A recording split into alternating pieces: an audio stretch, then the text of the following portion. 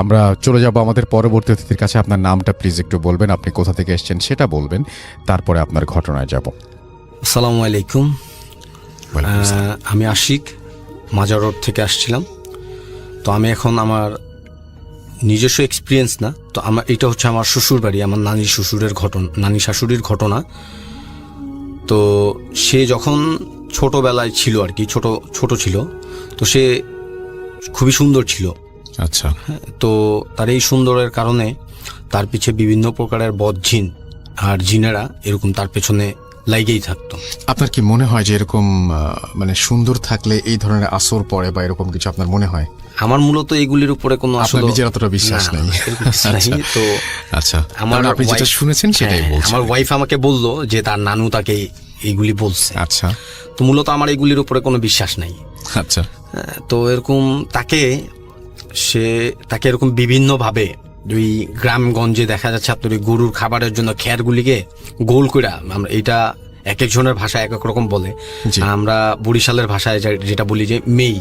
আচ্ছা, মেই। হ্যাঁ, মেই বলা হয়। তো এই খ্যারগুলিকে গরুর খাবারের জন্য মানে ধান ছুটায় নিয়ে ওগুলিকে আর কি আপনার মেই বানায় রাখা হয়। আচ্ছা। তো আমার নানুকে এইভাবে বিভিন্ন সময়, কখনো মেয়ের উপরে, কখনো নিম গাছের ডালের উপরে, কখনো বাড়ির চালের উপরে, তো বিভিন্ন সময় বিভিন্ন উচ্চ স্থানে এরকম উঠায় রাখতো। তো সে তখন ছোট। হ্যাঁ, তো এই বিষয়গুলি একটা পর্যায়ে আমার নানি শাশুড়ির যে আব্বু ছিল, সে আর কি বিষয়টা নিয়ে একটু খুব চিন্তায় পড়ে যায় যে আসলে এটা কি করা যায়, এটা তো একটা সলিউশন দরকার। হ্যাঁ, তো সে বুঝতেছে না। তো একটা পর্যায়ে সে এরকম এক হুজুরের থেকে পানি পড়া আনার জন্য চিন্তা করে। তো সে চিন্তা অনুযায়ী সে পানি পড়া আনতে যায়।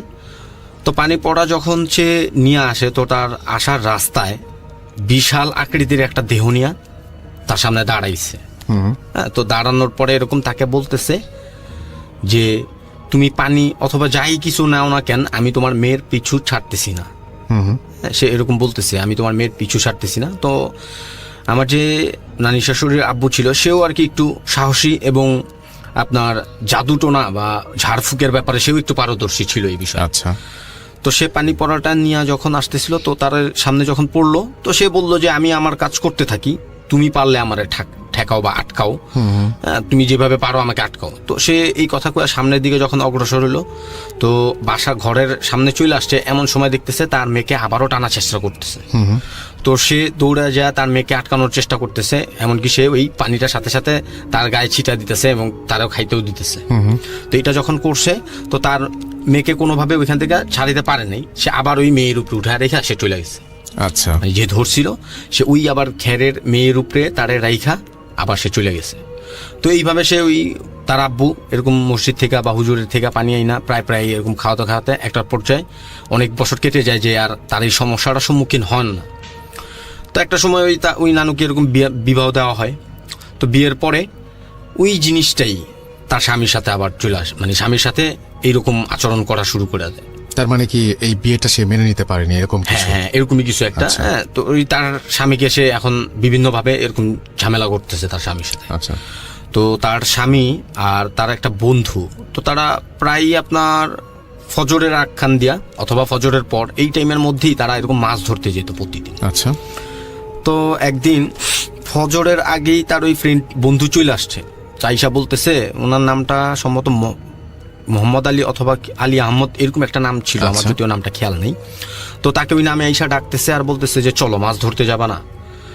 তো ওই নানা চিন্তা করতেছে যে এত তাড়াতাড়ি চলে আসছে, তো বলতেছে যে ঠিক আছে, তুমি সামনের দিকে হাঁটতে থাকো, আমি বাসা থেকে বের হইতেছি। সেটা ছিল আপনার ফজর নামাজের আখ্যান দিয়া।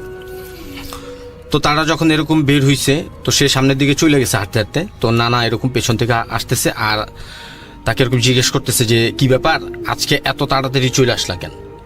তো এরকম তার ফ্রেন্ড কোনো জবাব দিতেছে না। এখন তারা প্রতিদিন যেই প্রান্তে বা যেইখানে যায় মাছ ধরতে, আজকে তার অন্য রাস্তায় সে যেতেছে। হ্যাঁ, প্রতিদিন রাস্তা সোজা চলে যায়, তো আজকে সে ডাইনের দিকে ইউটার্ন করছে, ডাইনে মোচড় নিছে। তো ডানে যাওয়ার পরে ওই নানা তাকে জিজ্ঞাসা করতেছে যে আমরা তো প্রতিদিন এই রাস্তাতেই মাছ ধরতে যাই, তো আজকে তুমি কেন এখানে যেতেছো বা এদিকে কেন যেতেছো? তো সে কোনো কথা বলতেছে না। তো নানু এটা দেখার পরে সে ওইখানে দাঁড়ায় গেছে, সে আর সামনের দিকে যেতেছে না। তো নানু যখন ওইখানে দাঁড়ানোর পরে আপনার তার ওই বন্ধুর পায়ের দিকে তাকাইছে, তো সে দেখতেছে এরকম পাটা শূন্যের উপরে ভাইসা আছে, মানে মাটিতে স্পর্শ না, মাটিতে করেনি। স্পর্শ নাই। তো সে এইটা দেখার পরে অনেক ঘাবড়ায় গেছে। সে আবার একটু সাহসীও ছিল, এর জন্য আর কি অতটা বেশি সিরিয়াস নেয়নি। তো সে ঘাবড়ায় ওইখানে দাঁড়ায় আছে, সে যাচ্ছে না। তো তার বন্ধু তার দিকে অগ্রসর হয়েছে, তার দিকে অগ্রসর হওয়ার পরে তারা এরকম আইসা বলতেছে চলো, টানা চেষ্টা করতেছে। তো এক পর্যায়ে সেও এরকম তার সাথে মানে ফাইটিং এ তৈরি হয়েছে, সে যাবে না, তো তাকে এরকম টানাটানি করতেছে। এক পর্যায়ে দুজনের মধ্যে তুমুল আকারে একটা মানে মারামারি শুরু হয়ে যায়। তো তারে অনেক খামসি টামসি দেওয়ার পরে ওই নানারে এরকম ওই পাশে একটা ডোবা ছিল, ডোবার মধ্যে গাইডা ফেলছে। তো গাইডা ফেলার পরে উপুত করে গাড়তে চেয়েছিল, অনেকবার চেষ্টা করছে। তো সেরকম সে আর কি তার বলে কৌশলে সে উপুত করে মানে গাড়তে পারে নাই তাকে। তো তাকে এরকম সোজাসুজি পা মাটির দিকে দিয়েই গাড়ছে, কিন্তু পুরাটা গাড়তে পারে নাই। এর মধ্যে ফজরের আজান চলে আসছে। তো ফজরের মেরেই ফেলতো। হ্যাঁ, এরকম একটা প্ল্যান ছিল। তো ফজরের আজান যখন চলে আসছে, তো সে এরকম তাকে ছেড়া চলে গেছে। এরপরে ওই মানুষজন, এলাকার লোকজন আইসা তার এরকম তুইলা, তো হুজুরের কাছ থেকে এরকম পড়া টরা নিয়ে বিভিন্ন ঝাড়ফুঁক দিয়া তাকে আল্লাহর রহমতে ঠিক করছে। আচ্ছা, পরে ওই ফ্রেন্ডকে জিজ্ঞেস করেনি যে কালকে রাত্রে সে আসলে ডাকতে গিয়েছিল কিনা বা এরকম কিছু? আসলে নানুর কাছ থেকে যখন জিজ্ঞাসা করছিলাম, তো নানু এরকম কিছুটা বলতে চাচ্ছে। আর নানুর উনি আসলে ওনার সাথে অনেক ঘটনা ঘটছে যেগুলি বলতে সে এখনো ভয় পায়। কারণ কি, এগুলি যদি সে বলে, সে এটাও বললো যে আমি যদি তোদের সাথে এগুলি বলি তো পরবর্তীতে আমার আবার এরকম ঝামেলা হবে। হ্যাঁ, এই জন্য সে আর কি বিস্তারিত কোনো কিছু বললো না। তো আমার যদি আর কি আপনাদের স্টুডিওতে আবার আসা হয়, তো ইনশাল্লাহ আমি আরো নতুন আমি যেটা বলছি যে হ্যাঁ, তা তো অবশ্যই বলবেন। Thank you so much. না, আমি যেটা বলছিলাম যে আপনার এই যে মানে ফুপুতো, হ্যাঁ, না আমার নানি শ্বশুর। আচ্ছা, নানি শ্বশুর, উনি এখন তো ঠিক আছেন? নানি শ্বশুর এখনো আছে। মানে এইখান থেকে মুক্তি পেয়েছেন কিভাবে সেটা কি আপনি জানেন? এখান থেকে মুক্তি এখনো সম্ভবত মেলে নাই, কারণ তার যে ঘর আছে, এখন বয়স কত? এখন বয়স প্রায় অনেক, কিন্তু তার ঘরের আশেপাশে এখন আর তার ডিস্টার্ব করতেছে না, কিন্তু তার ঘরের আশপাশে ঘোরাঘুরি করতেছে। সে যেই ঘরে থাকে ওই ঘরটা মূলত আপনার বেড়া দিয়া বানানো আর কি। হ্যাঁ, তো ওই ঘরের আশপাশে এখনো রাত্রেবেলা অনেকেই চলাফেরা করে। ঘরের আশপাশে যে আপনার ওই লাউ গাছের যে ইয়াগুলি বানানোর মাচাগুলি, হ্যাঁ, তো ওই মানে এইরকম একটা ঘটনা সে বলছিল একটুখানি, যে কিছুদিন আগে রাত্রেবেলা এমন একটা বিকট শব্দ আসতো যে মাচা টাচা যা আছে সব ভাঙ্গা চুরে একবার তসতস করে ফেলতেছে। কিন্তু তারা সকালবেলা যখন উঠতেছে তো সবকিছু আগের মতোই দেখতেছে। তো নানু আর কি ওই তাদের যে বেড়া, ওই বেড়ার ফাঁকা থেকে যখন এরকম তাকাইছে, তো দেখতেছে এরকম ঘুরতেছে বাড়ির আশপাশ দিয়া। আর এরকম প্রত্যেকেই শূন্যের উপরে, 3-4 জনকে এরকম দেখছে, তো প্রত্যেকেই শূন্যের উপরে, কেউ মাটির উপরে পা নেই তাদের। এরকম আর কি মোটামুটি মাঝে মধ্যে দেখে। এর জন্য সে ভয়ে আর কি কিছু বলতে চায় না। তার মানে এইটা বললে তার উপরে একটা মানে একটা ব্যাপার কিছু ঘটবেই, সেইটার জন্য হয়তো তিনি ভয় পান। ঠিক আছে, তবে একটা জিনিস যে সারা জীবনই একটা মানুষ কোনো একটা কিছু দ্বারা আক্রান্ত, এবং এই ব্যাপারটা কিন্তু সেটা মেনে নেওয়াটা খুব কষ্টকর। এবং তিনি যে মুখ খুলতে পারছেন না বা বলতে পারছেন না, সেটা তো হয়তো তার কোনো ধরনের বাধা আছে, বা তিনি ফিল করেন হয়তো যে তারপর একটা বিপদ হতে পারে বলেই হয়তো তিনি বলছেন না। তার মঙ্গল হোক এবং তিনি সুস্থ থাকুন এবং তিনি নিরাপদে থাকুন, সেটাই প্রার্থনা করব। আশা করছি যে এই ঘটনাটা ভালো লেগেছে। আপনাকে স্টুডিওতে আসার জন্য, কষ্ট করে স্টুডিওতে আসার জন্য আপনাকে অনেক ধন্যবাদ। আপনার বাসা অনেক দূরে, তারপর আপনি কষ্ট করে এসছেন। আরও একটা ঘটনায় চলে যাব আমরা, এবং এই ঘটনাটা একটা অডিও ক্লিপ। চলুন শুনে আসি অডিও ক্লিপটি। আশা করছি এই অডিও ক্লিপটিও আপনাদেরকে অনেক অনেক আনন্দ দেবে। চলুন শুনে আসি। হ্যালো রাসেল ভাই, আসসালামু আলাইকুম। আমি রিপন, লালমনিরহাট থেকে। আমার বাসা আদিতমারি লালমনিরহাটে। তো আজকে যে আমি ঘটনাটা শেয়ার করব, এই ঘটনাটা আমার পরিচিত একজনের কাছে আমি শুনেছিলাম। তো আমি তার কাছে ঘটনাটা শুনেছিলাম, ঘটনাটা আমার কাছে অনেক ভালো লেগেছিল, যার কারণে আপনাদের প্ল্যাটফর্মে আমার ঘটনাটা শেয়ার করার। আশা করি এই ঘটনাটা আপনাদের অনেক ভালো লাগবে। তো যিনি আমাকে ঘটনাটা শেয়ার করেছেন তার নাম হচ্ছে রিয়াদ। তো উনি হলো আমার থেকে বয়সে অনেক বড় হবেন। তো সেই রিয়াদ সাহেবের ঘটনাটা আমি আজকে আপনাদেরকে শেয়ার করব। তো তার বাসা হচ্ছে রংপুরে কোথায় তার বাসা তিনি এটা শেয়ার করতে মানা করেছেন। তো তিনি তার জীবিকা নির্বাহের জন্য ঢাকায় চাকরি করতেন। যখন তিনি ইয়াং ছিলেন সেই সময়কার ঘটনাটা ছিল 2010 সালের একটি ঘটনা। তো আজ থেকে প্রায় হলো 15 বছর আগের ঘটনা। তখন তিনি উত্তরায় ছিলেন, এবং উত্তরায় আজকের মতো উত্তরা তখন ছিল না। সেই সময়কার ঘন জঙ্গল, ধুলাবালি রাস্তা দিয়ে ভরপুর ছিল, এবং মাঝে মাঝে কিছু ল্যাম্পপোস্ট ছিল। কিন্তু সবসময় আর কি অন্ধকারে ঢাকা থাকতো রাতের বেলা সেই উত্তরা আজকের মতো এত জাঁকজমকপূর্ণ বা চকচকা ছিল না। যাই হোক, ঘটনাটা ঘটেছিল 2010 সালে একদিন। সেই 2010-এর নভেম্বরে, সেই সময় নভেম্বরে শীতকাল ছিল। আর সে সময় রিয়াদ ভাই তিনি তার কাজ শেষ করে, অফিসে তিনি একটা চাকরি করতেন এবং কাজ শেষ করে বাসায় ফিরতেছিলেন এবং কোনো কারণে তার সেদিন রাত হয়ে যায়। আর রাত হয়ে যাওয়ার কারণে তিনি বাসায় ফেরার সময় কোনো রিক্সা বা কোনো কিছু পাচ্ছিলেন না। তো যেহেতু সেই সময় রিক্সা বা টেম্পু বা আদার্স বাস টাস এগুলো কোনো তেমন কিছু ছিল না, তো তিনি চিন্তা করলেন যে এখানে অপেক্ষা করার থেকে তিনি হেঁটেই বাসায় চলে যাওয়াই বেটার। তো তিনি থাকতেন 4 নম্বর সেক্টরে, আর তিনি চাকরি করতেন 18 নম্বর সেক্টরে। তো তিনি নিজের পায়ে হাঁটা শুরু করলেন এবং যখন তিনি হাঁটতে শুরু করলেন, হাঁটতে হাঁটতে অনেক সময় গড়িয়ে যায় এবং ঘড়ির দিকে তাকিয়ে দেখেন যে রাত 11টা বাজে। আর সে সময় ঢাকায় রাত 11টা বলতে কিছুই না, কিন্তু যেহেতু রাস্তাগুলো প্রায় জনমানব শূন্য ছিল, যার কারণে তার কাছে এটা একটা বিরক্তকর ছিল যে একা একা তিনি রাস্তা দিয়ে হাঁটা লাগতেছে। তো তিনি হাঁটতে হাঁটতে একটা লেকের ধারে আসলেন এবং লেকের ধারে আসার পর তিনি দেখলেন যে লেকের ধারে একটা মেয়ে দাঁড়িয়ে আছে। তো তিনি বেশ অবাক হলেন যে এত রাতে এখানে একটা কিশোরী মেয়ে দাঁড়িয়ে আছে কেন। তো তিনি মেয়েটার কাছে গেলেন এবং জিজ্ঞেস করলেন যে খুকি, তুমি এত রাতে এখানে কেন? তোমার বাসা কোথায়? তুমি বাসা যাওনি কেন? তো মেয়েটি কোনো উত্তর দিল না। সে শুধু তার ফ্যাকাশে হাত দিয়ে সামনে একটি অন্ধকার গলির দিকে ইশারা করলো। তো রিয়াদ সাহেব ভাবলেন যে হয়তোবা মেয়েটা বিপদে পড়েছে, যার কারণে সে হয়তো বাসায় যাইতে পারতেছে না, ভয় পাচ্ছে। তো রিয়াদ সাহেব বললেন যে চলো তোমাকে আমি বাসায় পৌঁছে দেই। তো মেয়েটা হলো খুশি হলো, তার ফেসটা দেখে মনে হলো যে মেয়েটা খুশি হয়েছে এবং সে হাঁটা চলা শুরু করলো এবং সেই সাথে সাথে রিয়াদ ভাইও তার সেই মেয়েটার পিছনে পিছনে হাঁটতে লাগলো। এভাবে হাঁটতে হাঁটতে রিয়াদ ভাই কতক্ষণ হেঁটেছেন তার কোনো আইডিয়াই নেই, তিনি ঠাড় করতে পারতেছে না। তো যখন তিনি সেই মেয়েটা একটা একটা বাড়ির সামনে নিয়ে এলো, সে বাড়িটা একটা প্রাচীন যুগের বাড়ির মতো, কিন্তু দেখতে মোটামুটি গোছানো দেখতে মনে হচ্ছে। তো মেয়েটা হলো সে বাড়িটার সামনে এসে থামলো এবং ততক্ষণে হলো রিয়াদ সাহেবের বা রিয়াদ ভাইয়ের হলো চেতনা ফেরে এবং তিনি যখন তার ঘড়িতে দেখেন যে রাত 1টা বাজে, তিনি অবাক হয়ে গেলেন যে তিনি 1 ঘন্টা বা তার 2 ঘন্টা ধরে তিনি এখানে হাঁটতেছেন সেই মেয়েটার সাথে, কিভাবে সম্ভব? তো তার চিন্তা ভাবনা মতে তিনি প্রায় মনে হয় 15 মিনিট হেঁটেছেন, কিন্তু 15 মিনিটের জায়গায় 2 ঘন্টা কিভাবে হলো? তিনি বেশ অবাক হলেন এবং মেয়েটা জিজ্ঞেস করলেন যে এটা কি তোমার বাড়ি? মেয়েটা মানে মাথা নেড়ে ইশারা করলো হ্যাঁ এটাই তার বাড়ি।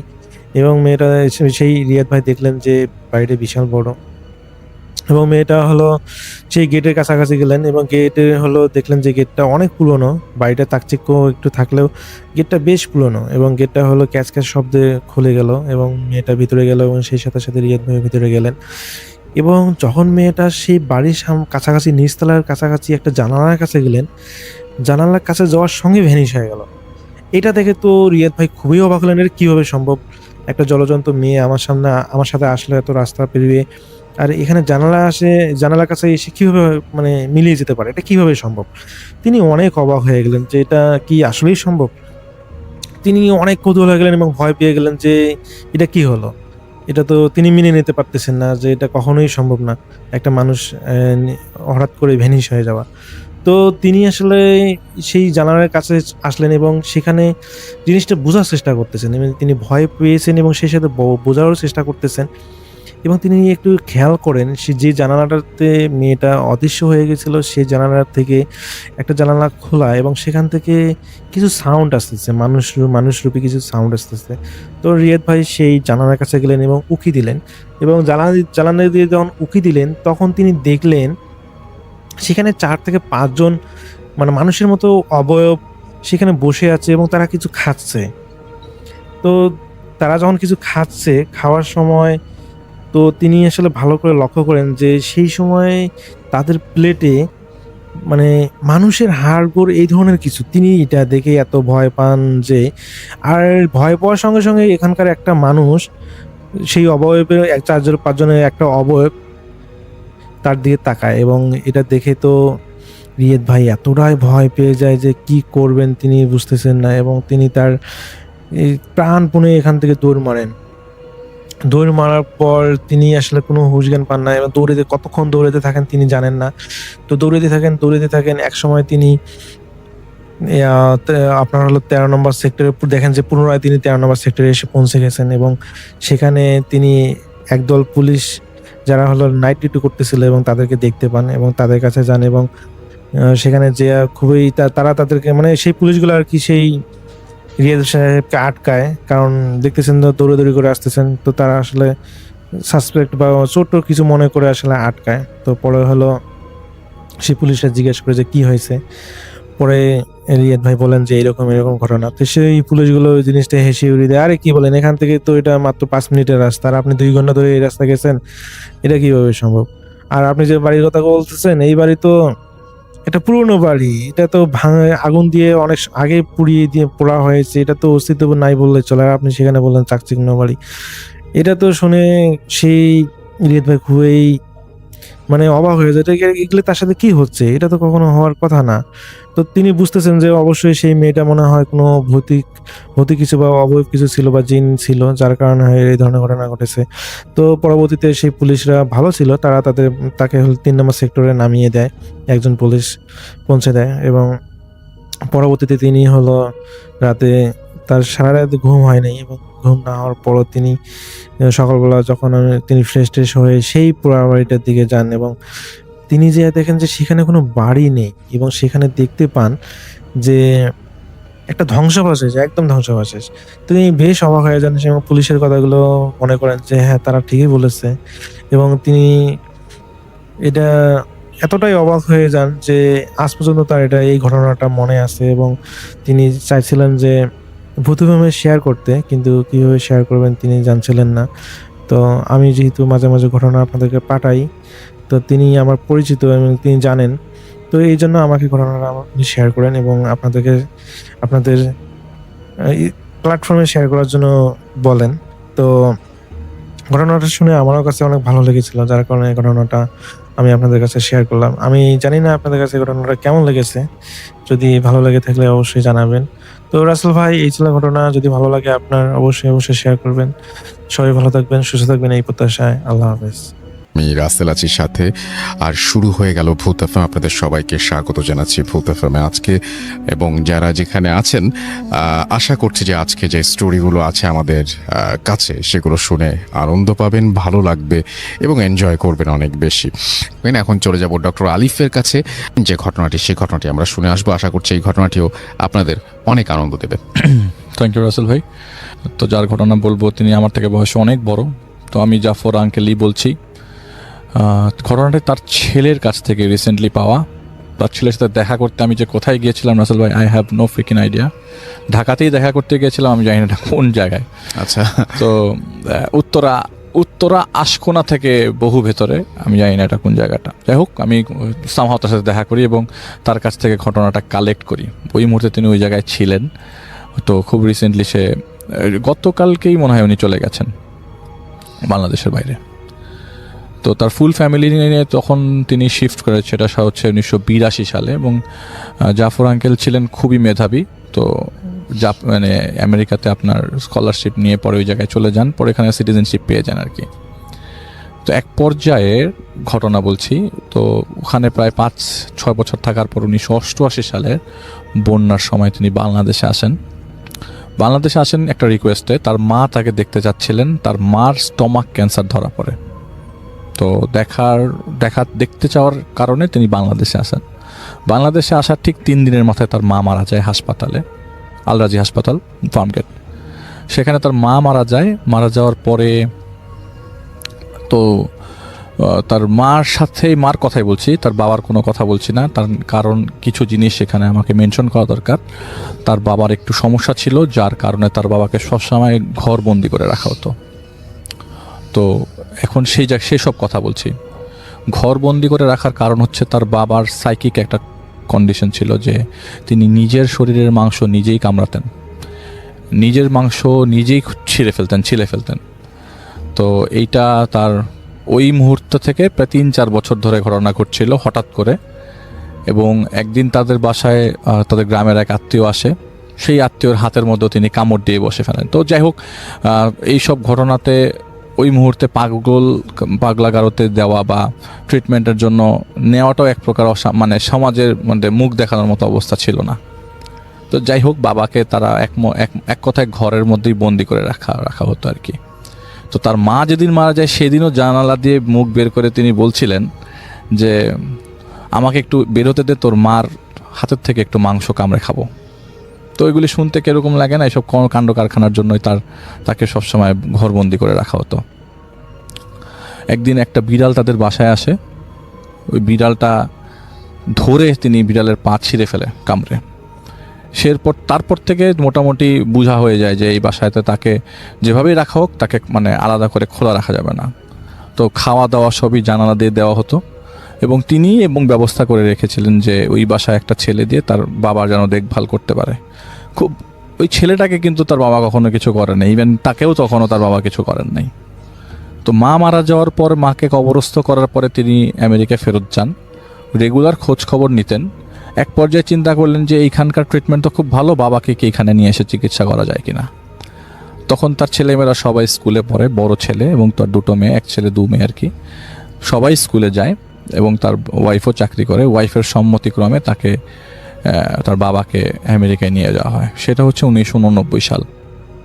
আমেরিকায় নিয়ে যাওয়ার পরে তার কন্ডিশনটা দেখার পরে তার ডাক্তাররা তাকে রিহ্যাবিলিটেশন সেন্টারে পাঠিয়ে দেয়। সেখানে প্রায় 6 মাস থাকার পর অনেকটাই সুস্থ হয়ে বাড়ি ফেরে তার বাবা। তো বাংলাদেশে তো যেহেতু তার মা নাই আর তিনি একমাত্র ছেলে আর সবাই বোনদের কাছে বাবাকে রাখবে না এই চিন্তা করে রাসেল ভাই, আমি যা মানে কথা বলছি, এই কন্ডিশনগুলোতে অনেক সময় দেখা যায় যে পরিবারের বাবারা অনেক সময় টর্চার হয় ছেলেমেয়ে দ্বারা।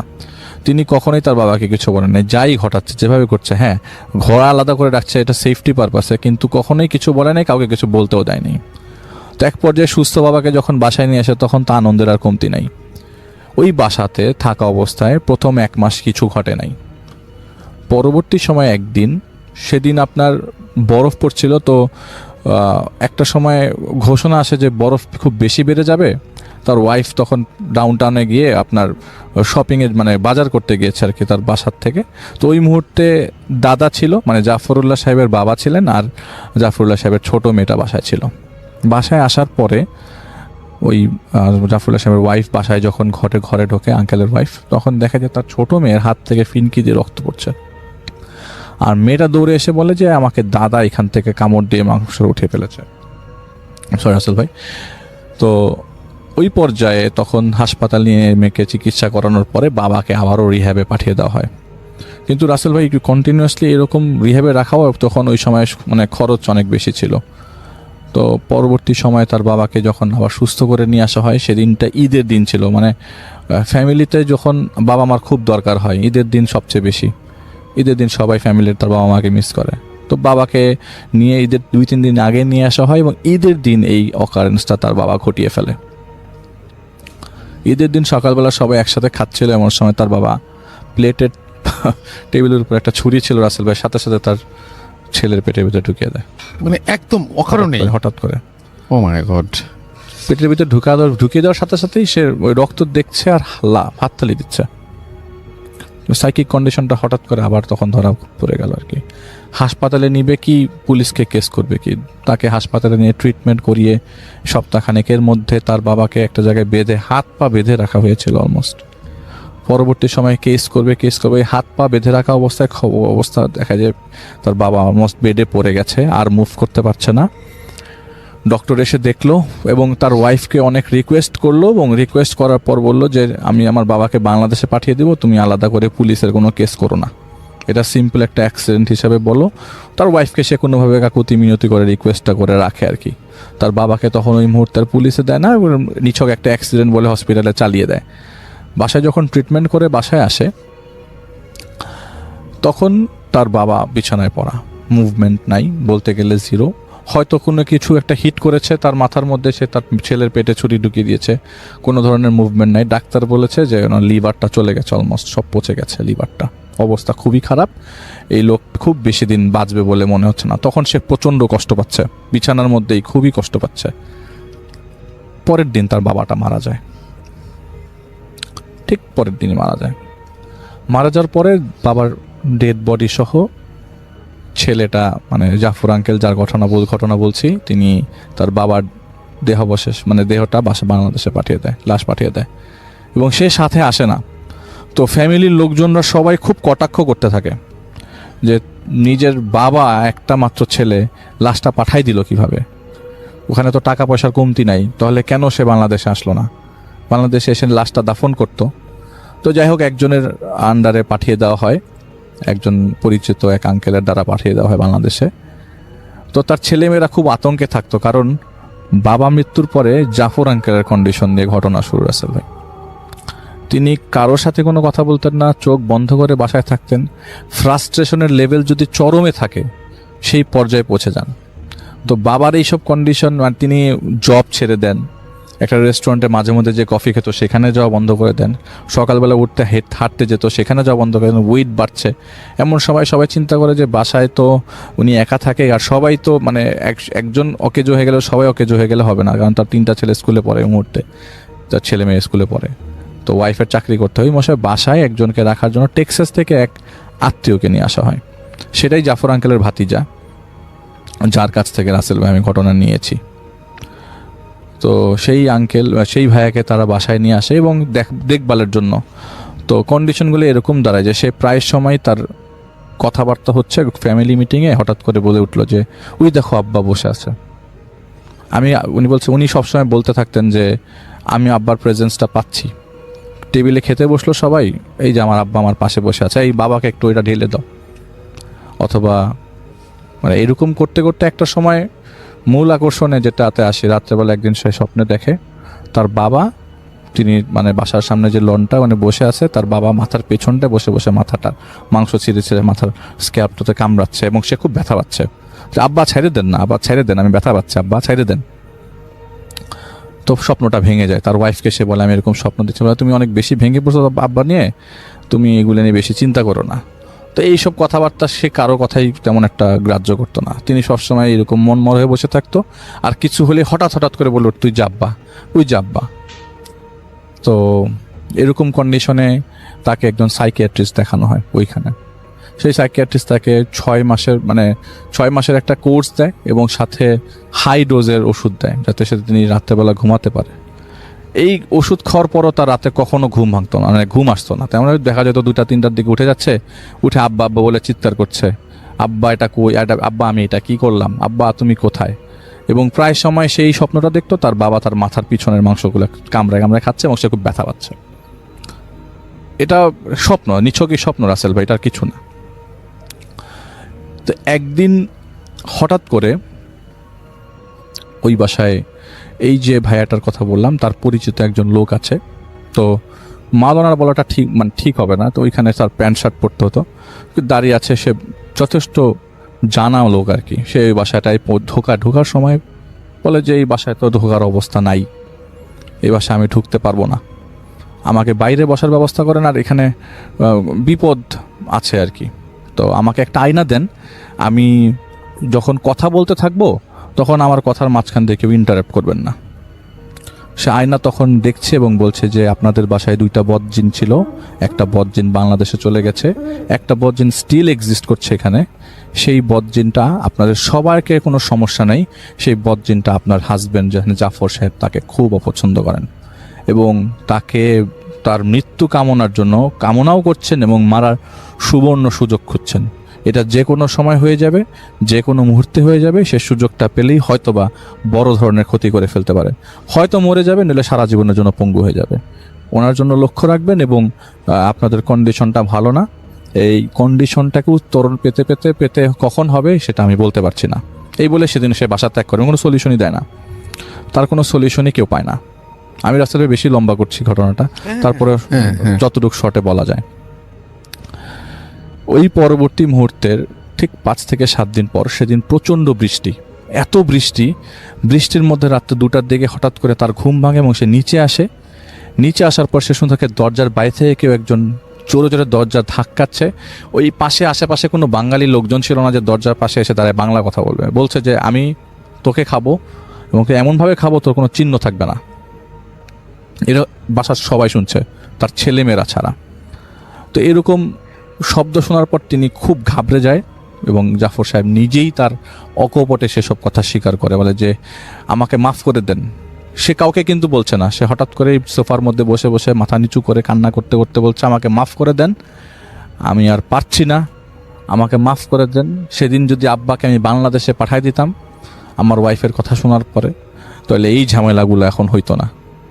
তো কি কারণটা, কি কারণটা সে বলে নিজে স্বীকার করে যে সে তার বাবা ঠিক পরের দিন ঠিকই অসুস্থ ছিল, তার সহ্য ছিল না তার বাবার কষ্ট, সে তার বাবার খাওয়ার সাথে বিষ মিশিয়ে দেন এবং মরফিন একসাথে ইনজেক্ট করে মেরে ফেলে।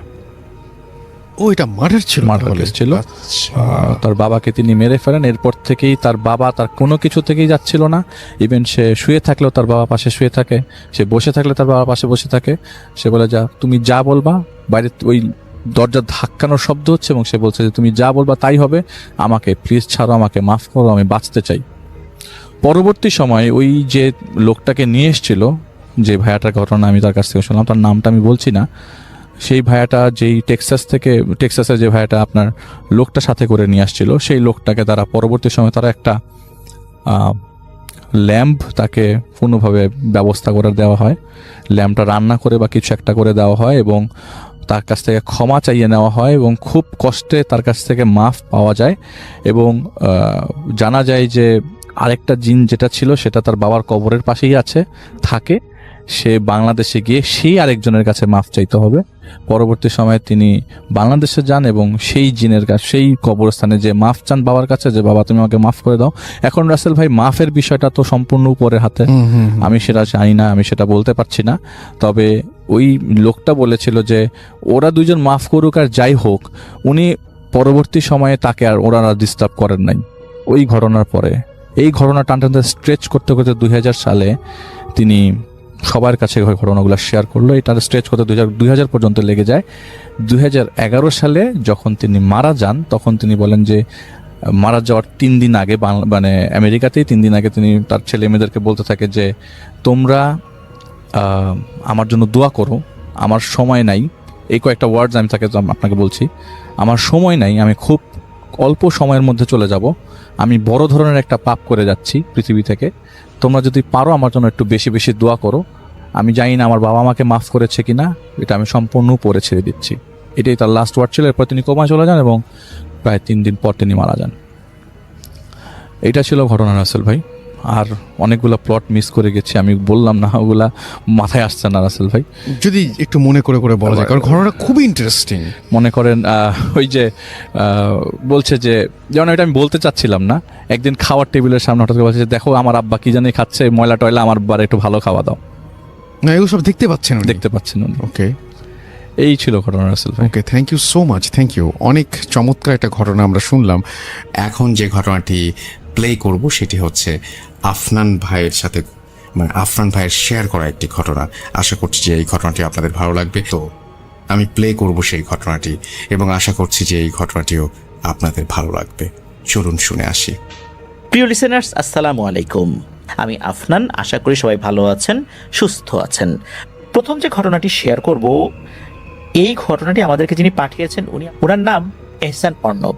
উনি মালয়েশিয়ার KLIA নামক স্থানে একটি 5 স্টার হোটেলের হাউসকিপিং ট্রেনার হিসেবে কর্মরত রয়েছেন।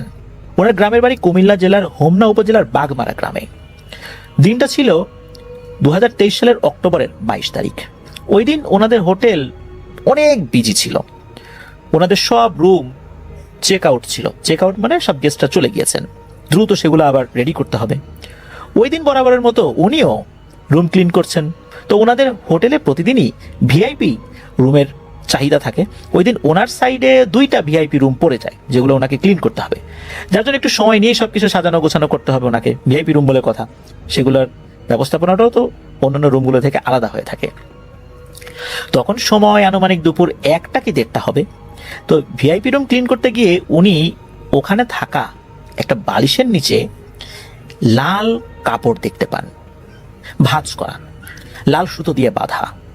তো ওনাদের রুলস হচ্ছে রুমে গেস্টের ভুলে যাওয়া বা ফেলে যাওয়া যদি কিছু পাওয়া যায়, তাহলে ওনারা লস্ট অ্যান্ড ফাউন্ড যেই সাইট আছে সেখানে দিতে হবে এবং সেখানে সেটা রেকর্ড করে রাখতে হবে। পরবর্তীতে গেস্ট চাইলে যেন ইজিলি সেটা পেতে পারেন।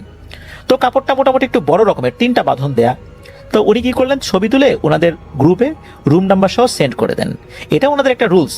রিসেপশনের লোকেরা যেন গেস্ট এসে বলা মাত্রই গ্রুপ চেক করে দেখে যে ওই রুমের কোনো লস্ট অ্যান্ড ফাউন্ড আছে কিনা, থাকলে তারা ইজিলি সেটা ওনাদেরকে জানান। তো ওনারা রিসেপশনে দিয়ে আসছেন এটা। তো কাপড়টা খুলে এই অর্ণব ভাই দেখতে চেয়েছিলেন যে এটা বাধা কেন, এত শক্ত কেন, এর ভিতরে আছেটাই বাকি। তো কি মনে করে উনি আর খোলেন নাই। এমন সময় আরিফ নামে একজন সিনিয়র কলিগ চলে আসেন ওই রুমে। মূলত ওনার রুমটা খোলা ছিল, যে রুমে কাজ করছিলেন। তো উনিও একই ফ্লোরে কাজ করতে করতে ওখানে চলে আসছেন। এসে বলছেন যে অর্ণব, তোমার কি কিছু লাগবে, তোমার কয়টা রুম শেষ হলো? তো এভাবে কিন্তু একজন আরেকজনের কাজের আপডেট নেন। কারণ সবাই যে সবসময় সময়ের মধ্যে সবকিছু শেষ করতে পারেন বিষয়টা এরকম না। যদি কারো কোনোটা বাকি থাকে এবং কেউ আগে ভাগে শেষ করে থাকে, তাহলে যেটা বাকি থাকে উনি আবার সেটা গিয়ে করে দেন। এইভাবেই কিন্তু নিজেদের মধ্যে একটা সমন্বয় করে খুব দ্রুত কাজগুলো ওনারা করে ফেলেন। এই আন্তরিকতার কারণেই মূলত খুব দ্রুত কাজগুলো হয়ে যায়। তো ওইভাবেই উনি মূলত কাজের আপডেট নিচ্ছিলেন। তো এমন সময় এই অর্ণব ভাই এই আরিফ ভাইকে দেখান যে ভাই দেখেন তো, এই কাপড়টা এমন লম্বা বাঁধানো, এরকম একটা কাপড় পাইলাম, 3টা বাঁধন দেওয়ার ভিতর কি হতে পারে? তো উনি বললেন যে এই দাও তো দেখে আমার কাছে। এই বলে উনি কাপড়টা ওনার হাতে নেন এবং হাতে নিয়ে ওই 3টা বাঁধন খুলে ফেলেন। খোলার পর ওনারা দুজনই দেখেন যে কি যেন লেখা, কালো রঙের কালি দিয়ে লেখা ওই লাল কাপড়ের উপরে। এদিকে অর্ণব ভাই তো দেখেই বুঝে ফেলেন যে এটা কালো জাদুর কোনো একটা উপকরণ। সেখানে একটা মাথার খুলির মতো চিহ্ন আঁকানো ছিল, আর এমন কিছু ভাষায় কিছু লেখা ছিল যেগুলো আসলে প্রচলিত কোনো ভাষার মধ্যেই পড়ে না। আর সেখানে একটা চিরকুট ছিল, ওই চিরকুটটাও ওই আরিফ ভাই খুলে ফেলেন। ওখানেও অনেক কিছু লেখা আছে, সেগুলো বোঝা যাচ্ছে না। সেই সাথে একটা তাবিজ ছিল, ওই তাবিজটা খোলা হয়নি যে তাবিজের ভিতরে কি আছে।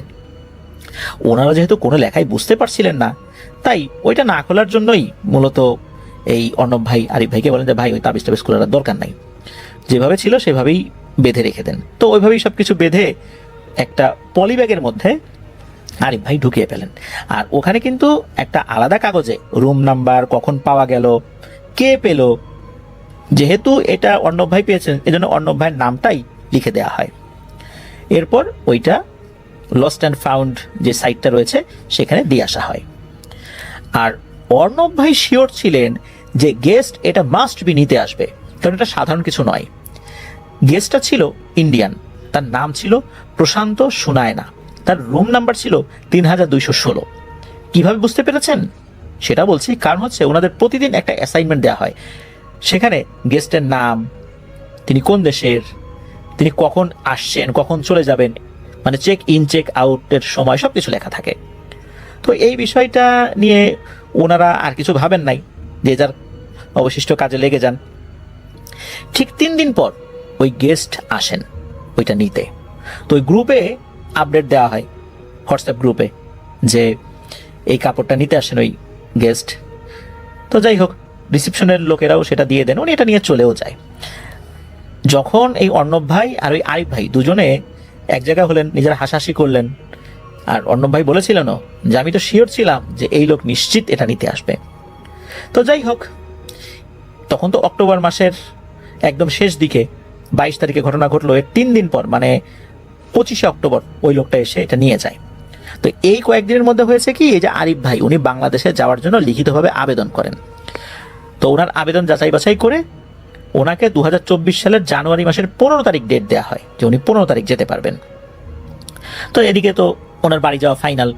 আগে ভাগে জানাতে হয়, মানে 2 মাস, মিনিমাম 2 মাস বা আরও বেশি সময় আগে জানালে ভালো, কারণ ছুটির একটা ব্যাপার আছে, সেখানে আরো অনেক স্টাফ রয়েছে, তারাও বাড়িতে যাবে।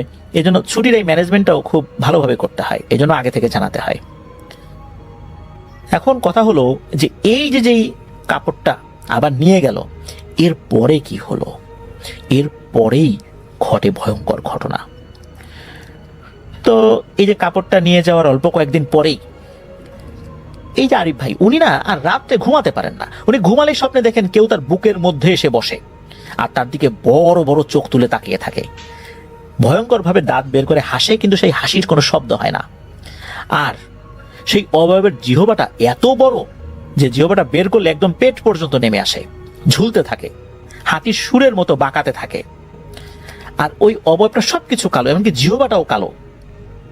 আর জিহবাটা চকচক করে, মানে জিহবাটা একটু ভিজা থাকে, তো এই জন্য মনে হচ্ছে চকচক করছে। যখন ওই অবয়বটা বুকের উপর এসে বসে আরিফ ভাইয়ের, তখন না উনি আর নিঃশ্বাস নিতে পারেন না, নিঃশ্বাসটা আটকে আসে, অনেকটা বোবাই ধরলে যেরকমটা হয় না ওই রকম। উনি শব্দও করতে পারেন না, শরীর নাড়াতেও পারেন না, এরকম একটা অবস্থা হয়ে যায়। এক রাতে পরপর 3বারও নাকি এই ঘটনা ঘটেছে। উনি তো সেই রাত্রে আর ঘুমাতে পারেন নাই, শেষ পর্যন্ত সারা রাত জেগে কাটিয়ে দিয়েছেন, সকালে এসে একটু ঘুমিয়েছেন। তো সকালবেলা এসে এই আরিফ ভাই অর্ণব ভাইকে বলেন যে এই অবস্থা, গতকাল রাতে এই ঘটনা ঘটছে। তো উনি এমনভাবে বিষয়টা বলছিলেন, ভয়ে তার ঠোঁট কাঁপছিল, কিন্তু কেন এমনটা হলো গতকাল রাতে সেটা উনি বুঝতে পারছেন না। এদিকে অর্ণব ভাই ওনাকে শান্ত করে বললেন যে ভাই, ওটা বোবায় ধরছিল তোমাকে, এটা নিয়ে ভাবনা চিন্তার দরকার নেই, একটু এলোমেলো ভাবে শুয়েছিল তো এই জন্য হয়েছে, বেকায়দায় শুলে এরকম সমস্যা হয়, আবার পায়ের উপর পা তুলে ঘুমালো এরকমটা হয়, এরকম হয়, এটা ওনাদের একটা ধারণা। কিন্তু এই যে আরিফ ভাই অর্ণব ভাইয়ের এই কথা মানতে নারাজ, উনি বলছেন যে না, আমি এভাবে ঘুমাই না, আমি ডান কাত হয়ে শুই, আর ডান কাত হয়ে না আসলে আমার ঘুমই আসে না। তবে হ্যাঁ, ঘুমের ঘরে মাঝে মাঝে সোজা হয়ে থাকি, সোজা হয়ে গেলে তো ঘুমের মধ্যে আর টের পাই না, তখন তো আর বোঝা যায় না। তো যাই হোক, ওই দিন অর্ণব ভাই ওনাকে খুব করে সান্ত্বনা দিলেন, তিনি উনি দোয়া দরুদ পরে ঘুমান। ওই দিন রাতে ঠিক একইভাবে ওই অবয়বটা আবারও হাজির হয়, এইবার ওনাকে চেপে ধরে। ওই দিন রাত্রে উনি ঘুমাতে পারেন নাই, ওই দিন রাত্রে 2বার এরকম হয়েছে, তাই উনি আর রাত্রে ঘুমান নাই। পরের দিন এসে একই রকম ভাবে অর্ণব ভাইকে আরিফ ভাই বলতে থাকেন। এদিকে আরিফ ভাই খুব চিন্তায় পড়ে গেলেন, দুজনেই ভাবতে লাগলেন যে কেন এরকমটা হচ্ছে। অর্ণব ভাই আরিফ ভাইকে বললেন যে ভাই, ওই লাল কাপড়টা আপনি খুলেছেন, আমি যদিও বা হাত দিয়ে ধরেছি, কিন্তু খুলেছেন আপনি, ওটা তো কালো জাদুর একটা উপকরণ ছিল, এই জন্যই কি এমনটা হচ্ছে? তখন উনি শিওর হয়ে বলতে লাগলেন যে হ্যাঁ, ওইটা থেকেই মনে হয় এমনটা হচ্ছে, নাহলে হঠাৎ করে এমনটা হওয়ার কথা না, আমি তো এখানে অনেকদিন ধরে কাজ করছি, কখনো এরকম হয় নাই, আর আমার তো এই বোবায় ধরার সমস্যাও নাই। এদিকে অর্ণব ভাই যখন আরিফ ভাইয়ের কথা শুনলেন, অর্ণব ভাই ভয় পেতে শুরু করলেন যে আরে, এই জিনিসটা তো আমি পাইছিলাম, আমি হাত দিয়ে বাইর করছিলাম, এরপরে তো আরিফ ভাইয়ের হাতে দিছি, উনি বাঁধন খুলছেন, এরপর তো আমি ওটা হাত দিয়ে ধরি নাই, এখন আমি যেহেতু পাইছি, আমার সাথে আবার এরকম হয় কিনা। এসব কথা চিন্তা করে এই অর্ণব ভাই ভাবছেন যে আমি এখন রাত্রে ঘুমাবো কিভাবে, না জানি রাত্রে ঘুমালে আমার সাথে এই সমস্যা শুরু হয়। এই চিন্তা করে ওই দিন কাজে অনেক ব্যাঘাত হয়েছিল, কোনোভাবে কাজে উনি মনোনিবেশ করতে পারেন নাই। যাই হোক, ওই দিন রাতের ব্যাপারটা মোটামুটি ক্লিয়ার হয়ে যায় যে রাত্রে যখন ওই অবয়বটা আগের রূপে এসেই আরিফ ভাইকে আবারও চেপে ধরে, এবার উনি কোনো শ্বাস প্রশ্বাস নিতে পারছিলেন না, নিঃশ্বাস নিতে খুবই কষ্ট হচ্ছিল। তবে অন্যান্যবার তুলনায় নাকি ওই রাত্রে ওই অবয়বটা একটু বেশি আক্রমণাত্মক ছিল। ভয়ঙ্কর ওই জিহ্বাটা বের করে বারবার শরীরের বিভিন্ন জায়গায় টাচ করছে, আর চোখগুলো এমন টেনিস বলের মতো গোল সাদা চোখ, সেই চোখের মধ্যে ছোট্ট দুটো মণি রয়েছে, এই মণিগুলো ঘড়ির কাঁটার মতো চতুর্দিকে ঘুরতে থাকে, এই রকম আর কি। আর এভাবেই দ্রুত চোখগুলো বৃত্তাকারে ঘুরছিল। হঠাৎ করে নাকি ওই অবয়বটা কথা বলতে শুরু করে, এর আগে কিন্তু কোনো কথা বলে নাই। সে বলতে থাকে, তুই কেন খুললি এই মরণ বাঁধন, কেন খুললি বল, এইভাবে ওনাকে ধমকাচ্ছে, আর ওনার গেঞ্জি ধরে উঠাচ্ছে আর নামাচ্ছে, উঠাচ্ছে আর নামাচ্ছে, মানে হচ্ছে উনি যেই বিছানায় শুয়েছিলেন ওই শোয়া অবস্থায় তাকে বসাচ্ছে, আবার ধাক্কা দিয়ে শুইয়ে দিচ্ছে, এভাবে চলছে। এদিকে ওনার আর একজন কলিগ, তারও বেড ছিল এই একই রুমে, ওই যে বিছানার উপর বারবার ধপাস ধপাস শব্দ হচ্ছে, বারবার ধাক্কা দিয়ে আবার শুইয়ে দিচ্ছে, ওই শব্দ শুনে ওনার ঘুম ভেঙে যায়। উনি দেখেন যে এই আরিফ ভাই একবার উঠে বসছে আবার শুয়ে পড়ছে, উঠে বসছে শুয়ে পড়ছে, কিন্তু মনে হচ্ছে যে উনি ওনার ইচ্ছাতে করছেন না। ডিম লাইটের আলো ছিল, সেটাতে উনি দেখতে পাচ্ছেন, তবে ওইখানে কোনো অবয়ব উনি দেখেন নাই। তো উনি কি করেছেন, ওনার বিছানা থেকে নেমে এসে আরিফ ভাইয়ের শরীরে হাত দিয়েছেন। যখনই হাত দিয়েছেন তখন আরিফ ভাই একদম শান্ত হয়ে যান। এরপর আরিফ ভাই চোখ খোলেন এবং দেখলেন যে ওনার রুমমেট, তার নাম হচ্ছে সজীব, এই সজীব ভাই ওনাকে ধরে আছেন।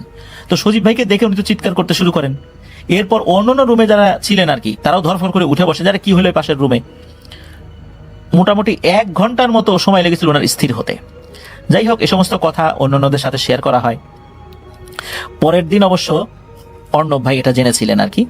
তো এই জিনিসটা আসলে এমন ভাবে ছড়িয়ে ছিটিয়ে যাচ্ছে, এইটা যদি হোটেলের বসরা জেনে যায় তাহলে সমস্যা, কাজ থেকে কিন্তু বের করে দেবে। এদিকে উনি 2 মাস পরে বাড়িতে যাবেন, বাড়িতে যাওয়ার ডেট ফিক্সড করা হয়েছে। এখন যদি এই ধরনের সমস্যা পাওয়া যায় তাহলে তো বিপদ। এদিকে এই আরিফ ভাই অর্ণব ভাইকে বলছেন যে ভাই তুমি তো এটা পাইছিলা, এখন আমি বিপদে পড়ে গেছি, এখন পরামর্শ দাও কি করা যায়, সবাই মিলে আমাকে এই বিষয়ে এই সমস্যা থেকে বের হওয়ার জন্য পরামর্শ দাও, না হলে আমি মারাই যাব। তো ওনাদের হোটেলের পাশে একটা মসজিদ রয়েছে, মসজিদটার নামটা প্রকাশ করতে নিষেধ করেছেন, তবে মসজিদের নামের শুরুতে সুলতান শব্দটা আছে, এতটুকু বলছি। তো যাই হোক, তারিখটা ছিল 28 অক্টোবর, শুক্রবার। জুম্মার নামাজের পর ওইখানে উনি আর আরিফ ভাই এবং ওনাদের আরেকজন সিনিয়র কলিগ সাইফুল ভাই, এই তিনজন মিলে গেলেন ওই মসজিদের হুজুরের সাথে কথা বলতে। সাইফুল ভাই ভালো মালয় ভাষা জানেন, তাই মূলত ওনাকে নিয়ে যাওয়া, উনি হুজুরকে খুব সুন্দর করে বোঝাতে পারবেন। তো হুজুরকে ওনাদের সেই প্রথম দিন থেকে আজ পর্যন্ত যা যা ঘটেছে এবং ঘটছে এর সবটাই খুলে বলেন। সবকিছু শোনার পর হুজুর বেশ চিন্তিত হয়ে যান। তিনিও বুঝতে পেরেছেন যে ওনারা একটি ভয়ঙ্কর কালো জাদুর একটা ফাঁদে ফেসে গেছেন অনিচ্ছাকৃতভাবে। তো তিনি ওনাদেরকে বলেন যে আপনারা সন্ধ্যায় মাগরিবের নামাজের পর এদিকটাতে আসেন, তারপর দেখি কোনো তথ্য দেওয়া যায় কিনা। এখন সমস্যা হলো, হোটেল থেকে বের হতে গেলে সিকিউরিটির কাছে একটা নির্দিষ্ট ফর্ম পূরণ করে সাইন করে বাইরে যেতে হয়। জুম্মার নামাজের জন্য বাইরে বেরিয়ে আসছেন, আবার সন্ধ্যায় কিভাবে আসবেন এই চিন্তা তো ওনাদের মাথায় ঢুকে গেল। মাগরিবের পর তো হোটেলে বেশ কিছু কাজ থাকে। তো হুজুরকে ওনারা বলেন যে হুজুর মাগরিবের পরে না এসে এশার নামাজের পর আসলে কি হবে? তো উনিও বেশ ভালোভাবে সম্মতি দিলেন যে হ্যাঁ, তাহলে এশার পরে আসেন, তাহলে আমি এই ব্যাপারটা আরেকটু ভালো করে জানার চেষ্টা করতে পারি। তাই হলো, 9টার পর ডিউটি শেষ করে ওনারা চলে গেলেন, গিয়ে দেখলেন হুজুর বসে আছে। তারপর সালাম বিনিময় করার পর হুজুর বলতে লাগলেন যে দেখুন, আমি যতটুকু জানতে পারলাম যে এটা এমন এক ধরনের কালো জাদু যা দ্বারা একটা ব্যক্তিকে আগুনে ফেলে যেভাবে পুড়িয়ে মারা হয়, এই কালো জাদুর কাপড়টাও তার একই নিদর্শন। মানে এই যে কাপড়, এই কাপড়ে যা লেখা ছিল এবং যার নাম লেখা ছিল, যাকে নিয়েই কালো জাদুটা করা হয়েছিল, তার পুরো ডিটেলস এই কাপড়ে ছিল। এই জিনিসটা প্রতিদিন একটু একটু করে আগুনে পোড়ানো হবে, আর ওইদিকে ওই ব্যক্তিটার শরীর জ্বলে জ্বলে উঠবে। এইভাবে করে করে কাপড়টা একটু একটু করে পুড়িয়ে ফেলা হবে, আর ওইদিকে ওই ব্যক্তিরও শরীরের ভেতরে পুড়তে থাকবে। যেদিন এই লাল কাপড়টি শেষ দিনে পুড়িয়ে ছাই করে ফেলা হবে, ওই দিন ওই ব্যক্তির শেষ দিন, সে মারা যাবে। এখন কথা হলো, তাহলে আরিফ ভাইয়ের কেন এমনটা হচ্ছে? তখন হুজুর বলেন, আরিফ ভাই যখন কাপড়টা খুলেছেন, মূলত সমস্যাটা তখনই শুরু হয়েছে। কারণ এই লাল কাপড়টা সেই ব্যক্তি খোলার কথা যে কালো জাদুটি করেছে, এবং সেই কাপড়ের মধ্যে কালো জাদুর অন্তর্ভুক্ত একটা ভয়ঙ্কর পিশাচ জিন ছিল, যে মূলত এটার আশেপাশে থাকতে বাধ্য ছিল। আর এই পুরো কাজটা সম্পাদনের দায়িত্বও ছিল ওই পিশাচ জিনের, এবং এটা করার জন্য তাকে নির্দিষ্ট রকমের কিছু বলি দিতে হয়েছে, যার কারণে ওই পিশাচ জিনটা ওই কাজটা করে দেবে। এখন এই জিনিসটা যদি সম্পূর্ণ না হয়, তাহলে ওই পিশাচ জিনেরও সমস্যা হবে, আর এই কাজটা বাস্তবে হবেও না। তো এরকম একটা সমস্যার মধ্যে যখন পড়ে গেছে, যেহেতু আরিফ এটা খুলেছে, সুতরাং তার সাথে সমস্যাটা হবে। মূলত ওই যে পিশাচ জিন, ওই পিশাচ জিনটাই এই আরিফ ভাইয়ের ঘুমের মধ্যে এসে ভয় দেখাচ্ছে। কেন এই বাঁধনটা খোলা হলো? যার জন্য প্রথম অর্ধেই এই কালো জাদুর মূল সমস্যা আরিফ ভাই সৃষ্টি করেছেন, সেই জন্যই এমনটা হচ্ছে। হুজুর বললেন, এই কালো জাদুটার একটা নির্দিষ্ট সময় বা ডেট আছে, এর মধ্যে এর কাজ শেষ করতে হবে, এর বাইরে চলে গেলে এর প্রভাব কেটে যাবে, তখন ওই পিশাচ জিনটাও চলে যাবে। কিন্তু কত সময় যে আছে এই কালো জাদুর মেয়াদ, এটা হুজুর আসলে বলতে পারেন নাই। আর এইটা সমাধান করতে হলে যে কালো জাদু করেছে তাকেই নাকি লাগবে। হুজুর তখন শুধু ঝাড়ফুঁক এবং রুকিয়া করে দেন, এবং হুজুর বলেন যে আমি এই তথ্যটুকু দিয়েছি, আপাতত এর বাইরে কোনো কিছুই করা আমার পক্ষে সম্ভব না। কি আর করা, সবকিছু মেনে নিয়ে ওই দুজন হুজুরের কাছ থেকে ঝাড়ফুঁক এবং রুকিয়া নিয়ে ফেরত আসলেন। এদিকে এই অর্ণব ভাইও রাতের বেলা ভয়ে ঘুমাতে পারেন না। উনি এই ভয়ে ঘুমাতে পারেন না, না জানে কখন ওনার সাথে স্বপ্নে বা বাস্তবে এই সমস্যা শুরু হয়ে যায়। এভাবে উনিও 3 রাত কাটালেন। তবে অর্ণব ভাইয়ের সাথে তেমন কিছু হচ্ছে না, আর ওইদিকে আরিফ ভাইয়ের সাথে প্রতি রাত্রেই ওই অবয়বটার দেখা হয়। তবে এইবার ব্যাপারটা আরেকটু অন্যরকম ভাবে ঘটতে শুরু করলো। দেখা হয়, তবে স্বপ্নে খুব কম, বাস্তবেই বেশি। একটা পর্যায়ে স্বপ্নে আসা বাদ দিয়ে আরিফ ভাইয়ের সাথে সামনাসামনি ওই অবয়বটা ঝামেলা করতে শুরু করলো। কিছু কিছু ঘটনা যেটা বলতেই হয়, সেটা হচ্ছে ওনারা মূলত বড় ট্রলি নিয়ে কাজ করেন হোটেলগুলোতে। ওই ট্রলিতে বিভিন্ন ধরনের জিনিস থাকে। একটি হোটেলে যখন গেস্ট থাকেন তখন সেখানে যেই বেড কাভার থাকে, বালিশের কাভার থাকে, তারপর টাওয়েল থাকে, এগুলো সরিয়ে নিতে হয়, আবার নতুন জিনিসগুলো দিয়ে যেতে হয়। এই সব জিনিস নড়াচড়া করার জন্য বড় ট্রলি ওনারা ব্যবহার করেন। তো এরকম ভাবে একটা বড় ট্রলি নিয়ে সবসময় যেহেতু নড়াচড়া করতে হয়, রুমের মধ্যে ঢোকার সময় ট্রলিটা বাইরে রেখে তারপরে ওনারা ঢোকেন। তো এই যে আরিফ ভাই, উনি একটা রুমে ঢোকার সময় ট্রলিটা বাইরে রেখে রুমে ঢুকেছেন, হঠাৎ করে ওনার মনে হলো ওই ট্রলিটাকেও দুমড়ে মুচড়ে হাতের মুঠোয় করে ফেলছে, এমন একটা অবস্থা। উনি যখনই দরজার সামনে আসছেন দেখার জন্য যে কি হয়েছে, এসে দেখেন না তো কিছুই নেই, সবকিছু ঠিকঠাক আছে। তাহলে এমন শব্দ আসার কারণটা কি? তখন এই আরিফ ভাই অর্ণব ভাইকে ফোন দিয়েছেন। এই আরিফ ভাই আর অর্ণব ভাই যেহেতু একই ফ্লোরে কাজ করেন, 3 তলাতে, তো উনিও সাথে সাথে চলে গিয়েছেন, জিজ্ঞেস করেছেন কি হয়েছে, সবকিছু ঠিকঠাক তো? তখন এই আরিফ ভাই বলেন এই ঘটনা। ইতিমধ্যে আরো একটা ঘটনা ঘটে, সেটা হলো এরকম দোমড়ানো মোচড়ানোর শব্দ অর্ণব ভাই শুনতে পান, 4 বারের এমনটা শুনতে পান। এখন ভয় ওনারও লাগছে, কিন্তু সমস্যাটা বেশি হচ্ছে এই আরিফ ভাইয়ের সাথে। তো যাই হোক, এখন কাজ তো করতে হবে। অর্ণব ভাই আরিফ ভাইকে বলে দিলেন, ভাই দোয়া দূরত পড়েন, আল্লাহর নাম নেন, দেখা যাক কত দ্রুত এই সমস্যাটার সমাধান হয়। আর অর্ণব ভাই আরিফ ভাইকে একটা বুদ্ধি দিয়ে দিলেন, সেটা হচ্ছে যে এই অর্ণব ভাই এয়ারপড লাগিয়ে সূরা ইয়াসিন শুনতে থাকেন। তো উনি বুদ্ধি দিলেন যে আপনি এরকম শুনতে থাকেন, আশা করছি সমস্যা হবে না। তো উনিও তাই করতে শুরু করলেন, কিন্তু কাজ হচ্ছে না। স্বপ্নে এই সমস্যাটা না হলেও এখন সরাসরি সমস্যাটা প্রচুর আকারে বেড়েছে, সবসময় তাকে জ্বালাচ্ছে। দিনে রাত্রে সবসময় শব্দ শুনতে পান। হঠাৎ করে উনি শুনতে পান যে কেউ প্রচন্ড জোরে তার দিকে দৌড়ে আসছে প্রচন্ড গতিতে, কিন্তু কে দৌড়ে আসছে এটা উনি দেখতে পান না। আবার উনি ট্রলি নিয়ে কাজ করেন, হঠাৎ করে দেখা গেল ওই ট্রলিটা ঘর ঘর শব্দ করে কোথায় যেন চলে যাচ্ছে। উনি বাইরে এসে দেখেন ট্রলিটা একা একাই করিডোরের অন্য মাথায় গিয়ে দাঁড়িয়ে আছে। এত বড় একটা ভারী ট্রলি একা একা তো যাওয়ার কথা না, তাহলে কে নিয়ে গেল? এরকম ঘটনা কিন্তু ঘটেই যাচ্ছে। তো যাই হোক, এরকম প্রত্যেক দিন 3-4 বার ওনার সাথে এই সমস্যা চলছে। এভাবে কেটে গেল আরো 12 থেকে 13 দিন। এর মধ্যে ওনার একটা আশার আলো দেখতে পান, সেটা হচ্ছে নভেম্বরের 14 তারিখ। এই সবগুলো তারিখ মনে রাখার পিছনে কারণও রয়েছে। কারণ হচ্ছে যে ওনাদের সবকিছু তারিখ সময় অনুযায়ী অনেক কিছু লিপিবদ্ধ করে রাখতে হয় ওনাদের কাজের, সেই কারণেই মূলত এই তারিখগুলো মনে আছে আর কি ওনাদের। তো যাই হোক, নভেম্বরের 14 তারিখ সেই গেস্ট প্রশান্ত সোনায় না, তিনি 3216 নাম্বার রুমে ছিলেন আগে, তিনি একই রুমে আবারও এসেছেন, মানে চেক ইন হয়েছেন। এবং 15ই নভেম্বর তিনি রিসিপশনে এসে রিকোয়েস্ট করেন যে ওই যে অক্টোবর মাসের 22 তারিখ উনি একটা জিনিস ফেলে রেখে গিয়েছিলেন, আবার 25শে অক্টোবর এসে নিয়ে গিয়েছিলেন। তো উনি জিজ্ঞেস করেছিলেন যে এই কাপড়টি ওনাদের কোন স্টাফ পেয়েছিলেন।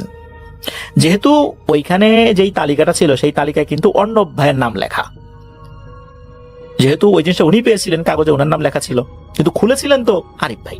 যাই হোক, যখন জানা গেল যে অর্ণব ভাই উনি এটা পেয়েছিলেন, তখন নাকি ওই প্রশান্ত শোনায় না বলেন যে আমি কি ওই ছেলেটার সাথে কথা বলতে পারি। তো রিসিপশন থেকে ওনাকে জানানো হলো যে কেন স্যার, কোনো সমস্যা? ওই কাপড়ের মধ্যে কি আরো এমন কোনো জিনিস ছিল যেটা আমাদের পক্ষ থেকে আপনি কম পেয়েছেন বা দেওয়া হয়নি, এমন কিছু? ওই গেস্ট জানালেন না না, তেমন কিছু না, আমি জাস্ট ওনার সাথে একটু পার্সোনালি কথা বলতে চাই, আমার রুমে ওই ছেলেটাকে পাঠিয়ে দেবেন।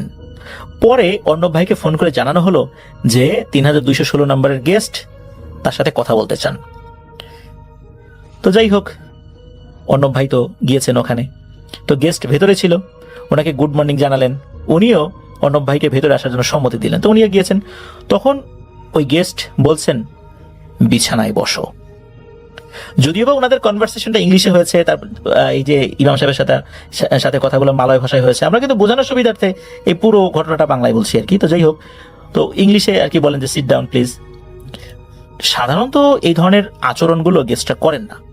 তো এই আচরণ দেখে উনি বেশ অবাক হয়েছিলেন, কারণ হচ্ছে বিছানায় বসতে কোনো গেস্ট বলেন না, সাধারণত দরজার ওখান থেকে দাঁড়িয়ে কথা বলতে হয়, ভেতরেও একদম ভেতরে আসলে ঢোকেন না গেস্ট থাকা অবস্থায়।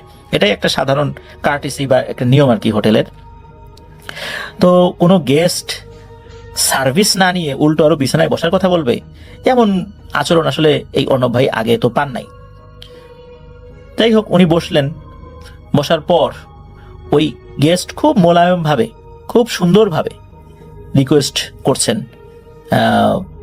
তবে শুরুতেই উনি বললেন যে আমি প্রশান্ত শোনায় না। নিশ্চয়ই বুঝতে পেরেছো যে আমি কে। তখন তো ভয়ে ওনার শরীর কেঁপে ওঠে। ওনার কথায় এমন এক ধরনের গাম্ভীর্য ছিল যে কেউ শুনলে কিছুটা হলেও ভয় পাবে। আর অর্ণব ভাই তো বুঝে ফেলেছিলেন এই সেই কালো জাদু করা গেস্ট যাকে উনি এখন সামনাসামনি দেখছেন। রিসিপশন থেকে কিন্তু শুরুতে বলা হয়নি যে এই সেই লস্ট অ্যান্ড ফাউন্ড যেই ডিপার্টমেন্ট থেকে যেই জিনিসটা নিয়ে গেছিল এটাই সেই গেস্ট, উনিই আগে আসছেন, এটা কিন্তু শুরুতে বলে নাই। মূলত ওনার নাম বলার পরেই এই অর্ণব ভাই বুঝতে পেরেছিলেন ইনিই তিনি। এদিকে গেস্ট যিনি আসছেন তার সম্পর্কে আবার রিসিপশন থেকে ওনাকে বলে দেওয়া হয়েছিল যে ওনাকে দেখে একটু অন্যরকম লাগছে, তাকে খুব সাবধানে হ্যান্ডেল করো, আর খুব বেশি সমস্যা হলে আমাদেরকে কল দিও। যাই হোক, এই বিষয়টা তো আসলে ওনার মাথায় ছিল, মানে অর্ণব ভাইয়ের মাথায় ছিল। তো ওই যে প্রশান্ত শোনায় না, উনি বলতে শুরু করলেন যে আমি এই রুমে লাল কাপড়ের একটা টুকরো ফেলে গিয়েছিলাম, তুমি বোধহয় এটা পেয়েছিলে তাই না? অর্ণব ভাই মাথা নেড়ে জানালেন জি আমি পেয়েছিলাম। তুমি তো এটাকে খুলে দেখেছো তাই না, বা কিছু করেছো এটার সাথে? বললেন প্রশান্ত শোনায় না। এরপর অর্ণব ভাই বললেন যে আসলে এটা আমি খুলিনি, আমার এক বড় ভাই খুলেছিলেন। এর মধ্যে কিছু লেখা ছিল যেটা আমরা কেউই পড়তে সক্ষম হইনি, শুধু দেখেছি। এরপর প্রশান্ত শোনায় না বললেন যেটা খুলেছে সে কি ভালো আছে, সুস্থ আছে? এরপর সব ঘটনা ওনাকে খুলে বলা হয়, মানে অর্ণব ভাই খুলে বলেন। এরপর উনি বুঝতে পেরেছেন যে আসলে কি হয়েছে। তখন ওই গেস্ট বললেন যে আসলে এই জিনিসটা নিয়ে যাওয়ার পর 1 সপ্তাহ আমি অনেক চেষ্টা করেছি এর কার্যক্রম শুরু করার, কিন্তু আমি কোনো রেসপন্স পাইনি। কাজই করছিল না জিনিসটা, আমার কাজের ব্যাঘাত হচ্ছিল।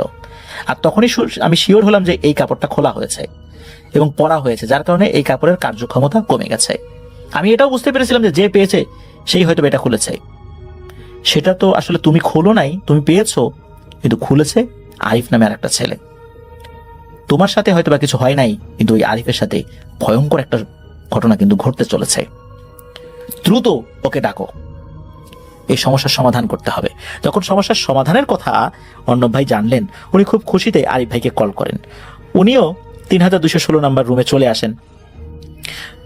পরিচয় করিয়ে দেন, উনি হচ্ছেন সেই প্রশান্ত শোনায় না যার লাল কাপড়টা আপনি খুলেছিলেন। আরিফ ভাই খুশি হওয়ার জায়গায় আরো ভয় পেয়ে গেলেন।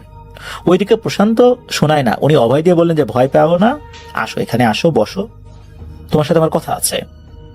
উল্টো এই প্রশান্ত শোনায় না এই অর্ণব ভাই আরিফ ভাইয়ের কাছে ক্ষমা চাইতে লাগলেন। আরিফ ভাইয়ের হাত ধরে ক্ষমা চাইতে লাগলেন যে ওনার জন্যই আরিফ ভাইয়ের আজকে খুব বড় ধরনের সমস্যার সৃষ্টি হয়েছে। উনি যদি ভুল করে এটা ফেলে না যেতেন তাহলে তো এটা হতো না, এই ধরনের ভয়াবহতার শিকারও হতে হতো না। তো প্রশান্ত শোনায় না লাস্ট একটা কথা বলেন, সেটা শুনে আসলে ওনারা এতটাই ভয় পেয়েছিলেন যে আরিফ ভাই তো কান্না করতে করতে ওনার পায়ে পড়ে যান। প্রশান্ত শোনায় না বলেন যে তুমি যে এখনো বেঁচে আছো এটা দেখে আমি খুশি হয়েছি, কারণ এই ঘটনা শুরু যেহেতু করতে পারি নাই তার কারণ হচ্ছে এটা কেউ খুলেছিল, তুমি এটা খুলেছিলে, তোমার কিন্তু বেঁচে থাকার কথা না, তোমার এতদিনে মরে যাওয়ার কথা। আমি বুঝতে পেরেই দ্রুত চলে আসছি যে নিশ্চয়ই অকারণে একটা ছেলের জীবন যাবে। ছেলেটা গরিব মানুষ, অনেক কষ্ট করে আসছে অন্য একটা দেশ থেকে পরিবারের মুখে হাসি ফুটিয়ে তোলার জন্য। এই ছেলেটার তো কোনো দোষ নাই, এই জন্য আমি আসছি। এই বিষয়টা উনি সুন্দর করে বুঝিয়ে বলেন। আসলেই একজন ব্ল্যাক ম্যাজিশিয়ানের আচরণ এতটা নমনীয় হয়, এত সুন্দর হয়, মোলায়েম হয়, এটা ওনাদের ধারণাতেই ছিল না। তবে যখন এই প্রশান্ত সোনাইনার কাছে ওনারা দুজন বলেন যে আমরা একজন হুজুরের কাছে গিয়েছিলাম, তখন উনি এটা শুনে খুশি হলেন যে হ্যাঁ এটা একটা ভালো কাজ করেছো।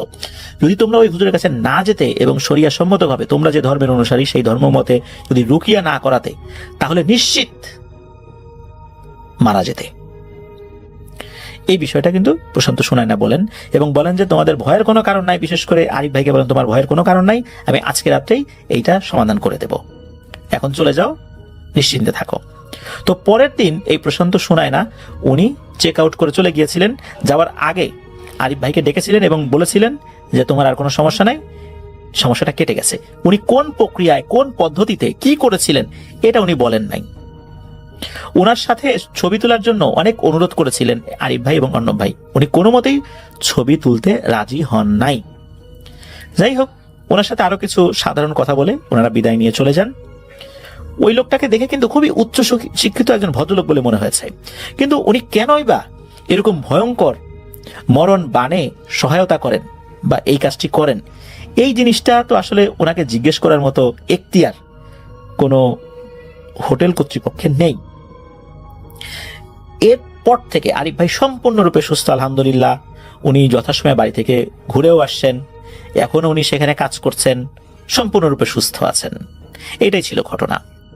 হ্যালো বুথ এফএম লাভার্স, আপনারা যারা রেগুলার বুথ এফএম শুনতে চান তারা আমাদের চ্যানেলটি অবশ্যই সাবস্ক্রাইব করে দিন। আমাদের চ্যানেলে রেগুলার বুথ এফএম আপলোড করা হবে, সো সাবস্ক্রাইব করে আমাদের সাথেই থাকুন। ধন্যবাদ সবাইকে। আরও একটা ঘটনায় চলে যাব আমরা, এবং এই ঘটনাটা একটা অডিও ক্লিপ।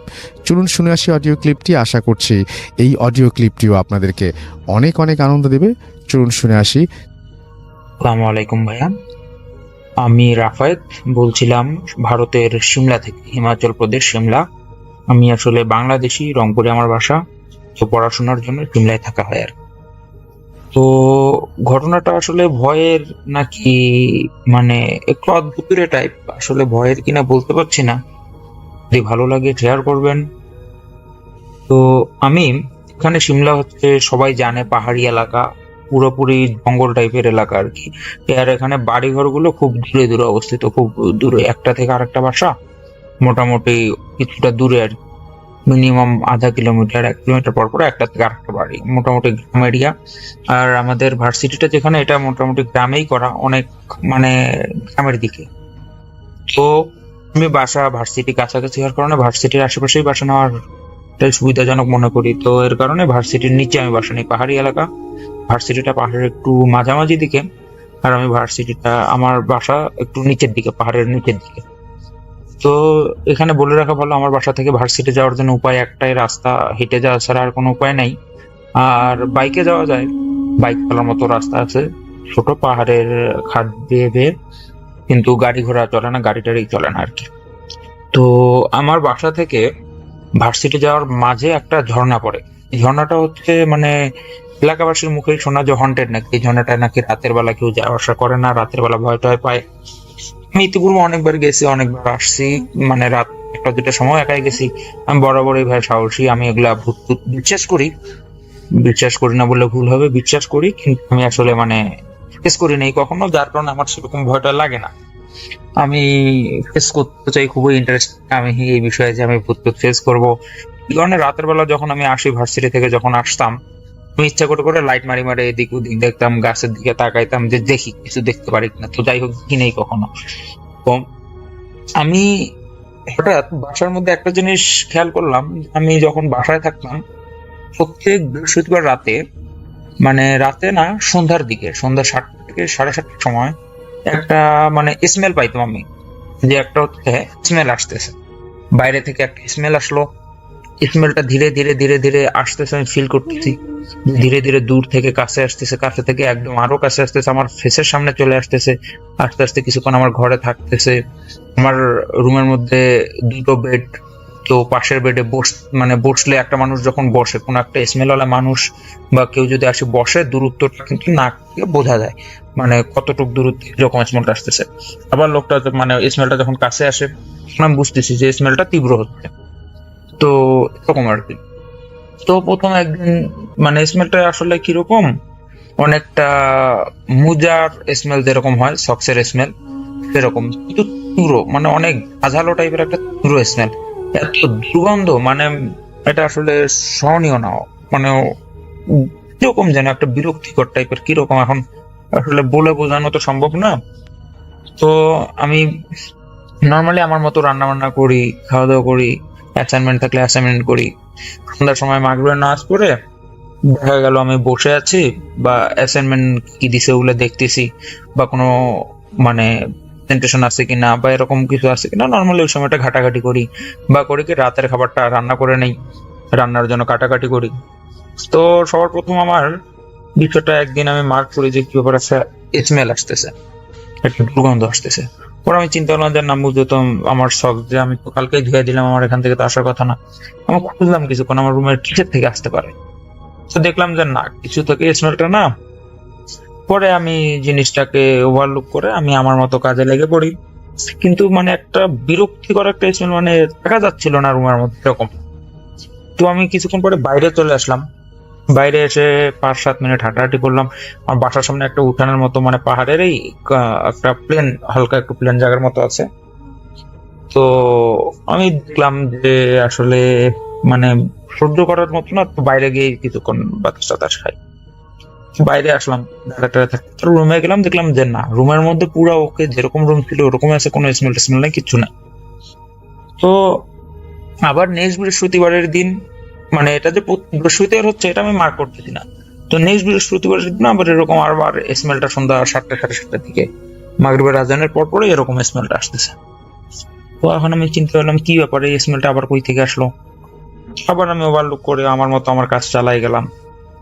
তো ধীরে ধীরে আমি বুঝতেছি, মানে আমি বিছানার মধ্যে শুয়ে আছি, আমি দেখতেছি স্মেলটা দূর থেকে আসতেছে আসতেছে, হালকা হালকা হালকা, ধীরে ধীরে ধীরে ধীরে পুরো একটা স্মেল আসলো, মানে পুরো একটা মানে দুর্গন্ধ। আমি ওভারলুক করে গেলাম। তারপরে আবার তৃতীয় দিন, আবার থার্ড দিন, আবার বৃহস্পতিবার রাতে এরকম হচ্ছে। তখন আমি জিনিসটা মার্ক করলাম, আচ্ছা এটা তো প্রতি বৃহস্পতিবারের রাতেই হচ্ছে। এরকম করে করে প্রতি বৃহস্পতিবার রাতেই আমি একটা সময় এমন হয়ে গেল যে আমি ওয়েট করতাম যে 7টা বা মানে ধীরে ধীরে তো টাইম আগে আসতো, 6:30 বা এরকম 6:45টার দিকে স্মেলটা আসতো। আজান মানে আজান তো এখানে দেয় না, মানে ফোনের মধ্যে আমি একটা ওই যে মানে ইয়া করে রাখছি, আজান দেয় ফোনেই, কারণ এখানে তো মসজিদ নাই, যার কারণে ফোনের মধ্যে মুসলিম প্রো নামে একটা অ্যাপস আছে, সেই অ্যাপসের মাধ্যমে আজান নামাজের সময়সূচিগুলো দেখে নিতাম আমরা এখানে। তো আজান দিল, নামাজ কালাম পরে পরে আবার দেখছি সেই বাজে একটা স্মেল আসতেছে। আমি এমন করতে করতে একটা মানে আমি ইয়া করে রাখতাম যে প্রত্যেক বৃহস্পতিবারে আসতেছে, আমি ওয়েট করে থাকতাম যে এই যে আসবে স্মেলটা। তারপর আমি ধীরে ধীরে জিনিসটা এমন ফিল করলাম যে দূরে থেকে আসতেছে আসতেছে আসতেছে আসতেছে, ধীরে ধীরে ধীরে ধীরে পুরো একটা স্মেল হয়ে যায়। আবার কিছুক্ষণ থাকে, আমার আশেপাশে ঘোরাঘুরি করে স্মেলটা, মানে আমি আসলে কিছু দেখতেছি না, কোনো বাতাস বা কিছু এরকম যে দেখবো এরকম কিছু না, কিচ্ছু না, আমি কিছু দেখতেছি না। জাস্ট আমি মানে ফিল করতে পারতেছি যে স্মেলটা আমার ডানে যাচ্ছে, বামে যাচ্ছে, আমার সামনে আসতেছে, কিছুক্ষণ ওখানে আছে, তারপরে ধীরে ধীরে ধীরে ধীরে চলে যাচ্ছে স্মেলটা। তো আমি কি করলাম, আমি হচ্ছে পরের বৃহস্পতিবারে আমি আগরবাতি জ্বালাইলাম যে দেখি কি হয়।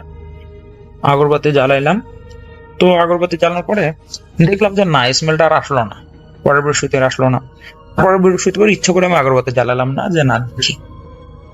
আজব একটা ব্যাপার, পরের বৃহস্পতিবার আবার আমি স্মেলটা পাচ্ছি, সাথে সাথে আমি আগরবাতি জ্বালাইলাম, ধূপকাঠি বা আগরবাতি যেটাই বলেন, তো স্মেলটা চলে গেল। তারপরে বৃহস্পতিবার আমি করছি কি, আয়াতুল কুরসি পড়লাম যে দেখি এটা যদি খারাপ কিছু হয়, আয়াতুল কুরসি যদি আমি পড়ি তাহলে এটা আসবে না। পরের বৃহস্পতিবার আমি মার্ক করলাম যে না, জিনিসটা আসলো না। তো আমি জিনিসটা যেহেতু ফিল করতে পারছি যেটা আসতেছে আসতেছে আসতেছে, চলে যাচ্ছে চলে যাচ্ছে, বললাম কি রুমের মধ্যে পর্দা লাগাইলাম একটা, আমি দেখি যে এটা কি আসলে বাতাস আসতেছে নাকি কি আসতেছে। তো পর্দা লাগানোর পর আমি দেখলাম না, কোনো বাতাস না, কোনো কিছু না, স্মেলটা আসতেছে আসতেছে আসতেছে আমার কাছ থেকে, দুর্গন্ধটা চলে যাচ্ছে। আমি চিন্তা করলাম যে না, দেখি আমি ফলো করি, স্মেলটাকে ফলো করি, সেটা কোথায় পর্যন্ত যায়।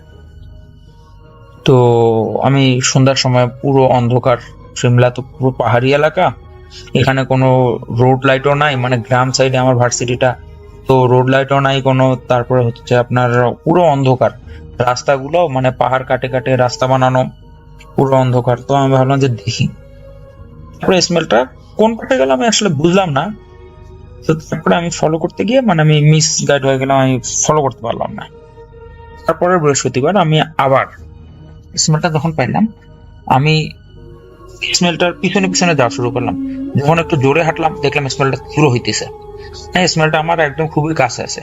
আমি যখন স্লো হয়ে যাচ্ছি, দেখতেছি ধীরে ধীরে স্মেলটা কমে যাচ্ছে, স্মেলটা ধীরে ধীরে কম হয়ে যাইতেছে, মানে কমে যাচ্ছে, আমি গন্ধটা আর পাচ্ছি না। আবার একটু দৌড় মারি যখন মানে ওই রোড দিয়া, হ্যাঁ তীব্র হচ্ছে। তখন আমি ওই তীব্র স্মেল নেওয়া অবস্থা আমি হাঁটা শুরু করলাম। তো একসময় দেখলাম স্মেলটা ধীরে ধীরে, আমি তো সোজা হাঁটতেছিলাম, স্মেলটা ডানে গেছে, আমি আসলে বুঝতে পারিনি, সোজা যাইতে যাইতে দেখলাম স্মেলটা আর পাচ্ছি না। তারপর যখন ডানে মুখ করে কিছুক্ষণ ভাবলাম যে ডানে গিয়ে দেখি, তো দেখলাম হ্যাঁ ধীরে ধীরে একটু তীব্র হচ্ছে, আবার একটু তীব্র হচ্ছে। আমি আরো একটু করে হাঁটলাম, দেখলাম হ্যাঁ আরো তীব্র হচ্ছে স্মেলটা। তো আমার আর এই স্মেলটাকে ফলো করতে করতে আমার আর এই হুঁশ নেই যে আমি ধীরে ধীরে ঝর্ণার দিকে চলে যাচ্ছি।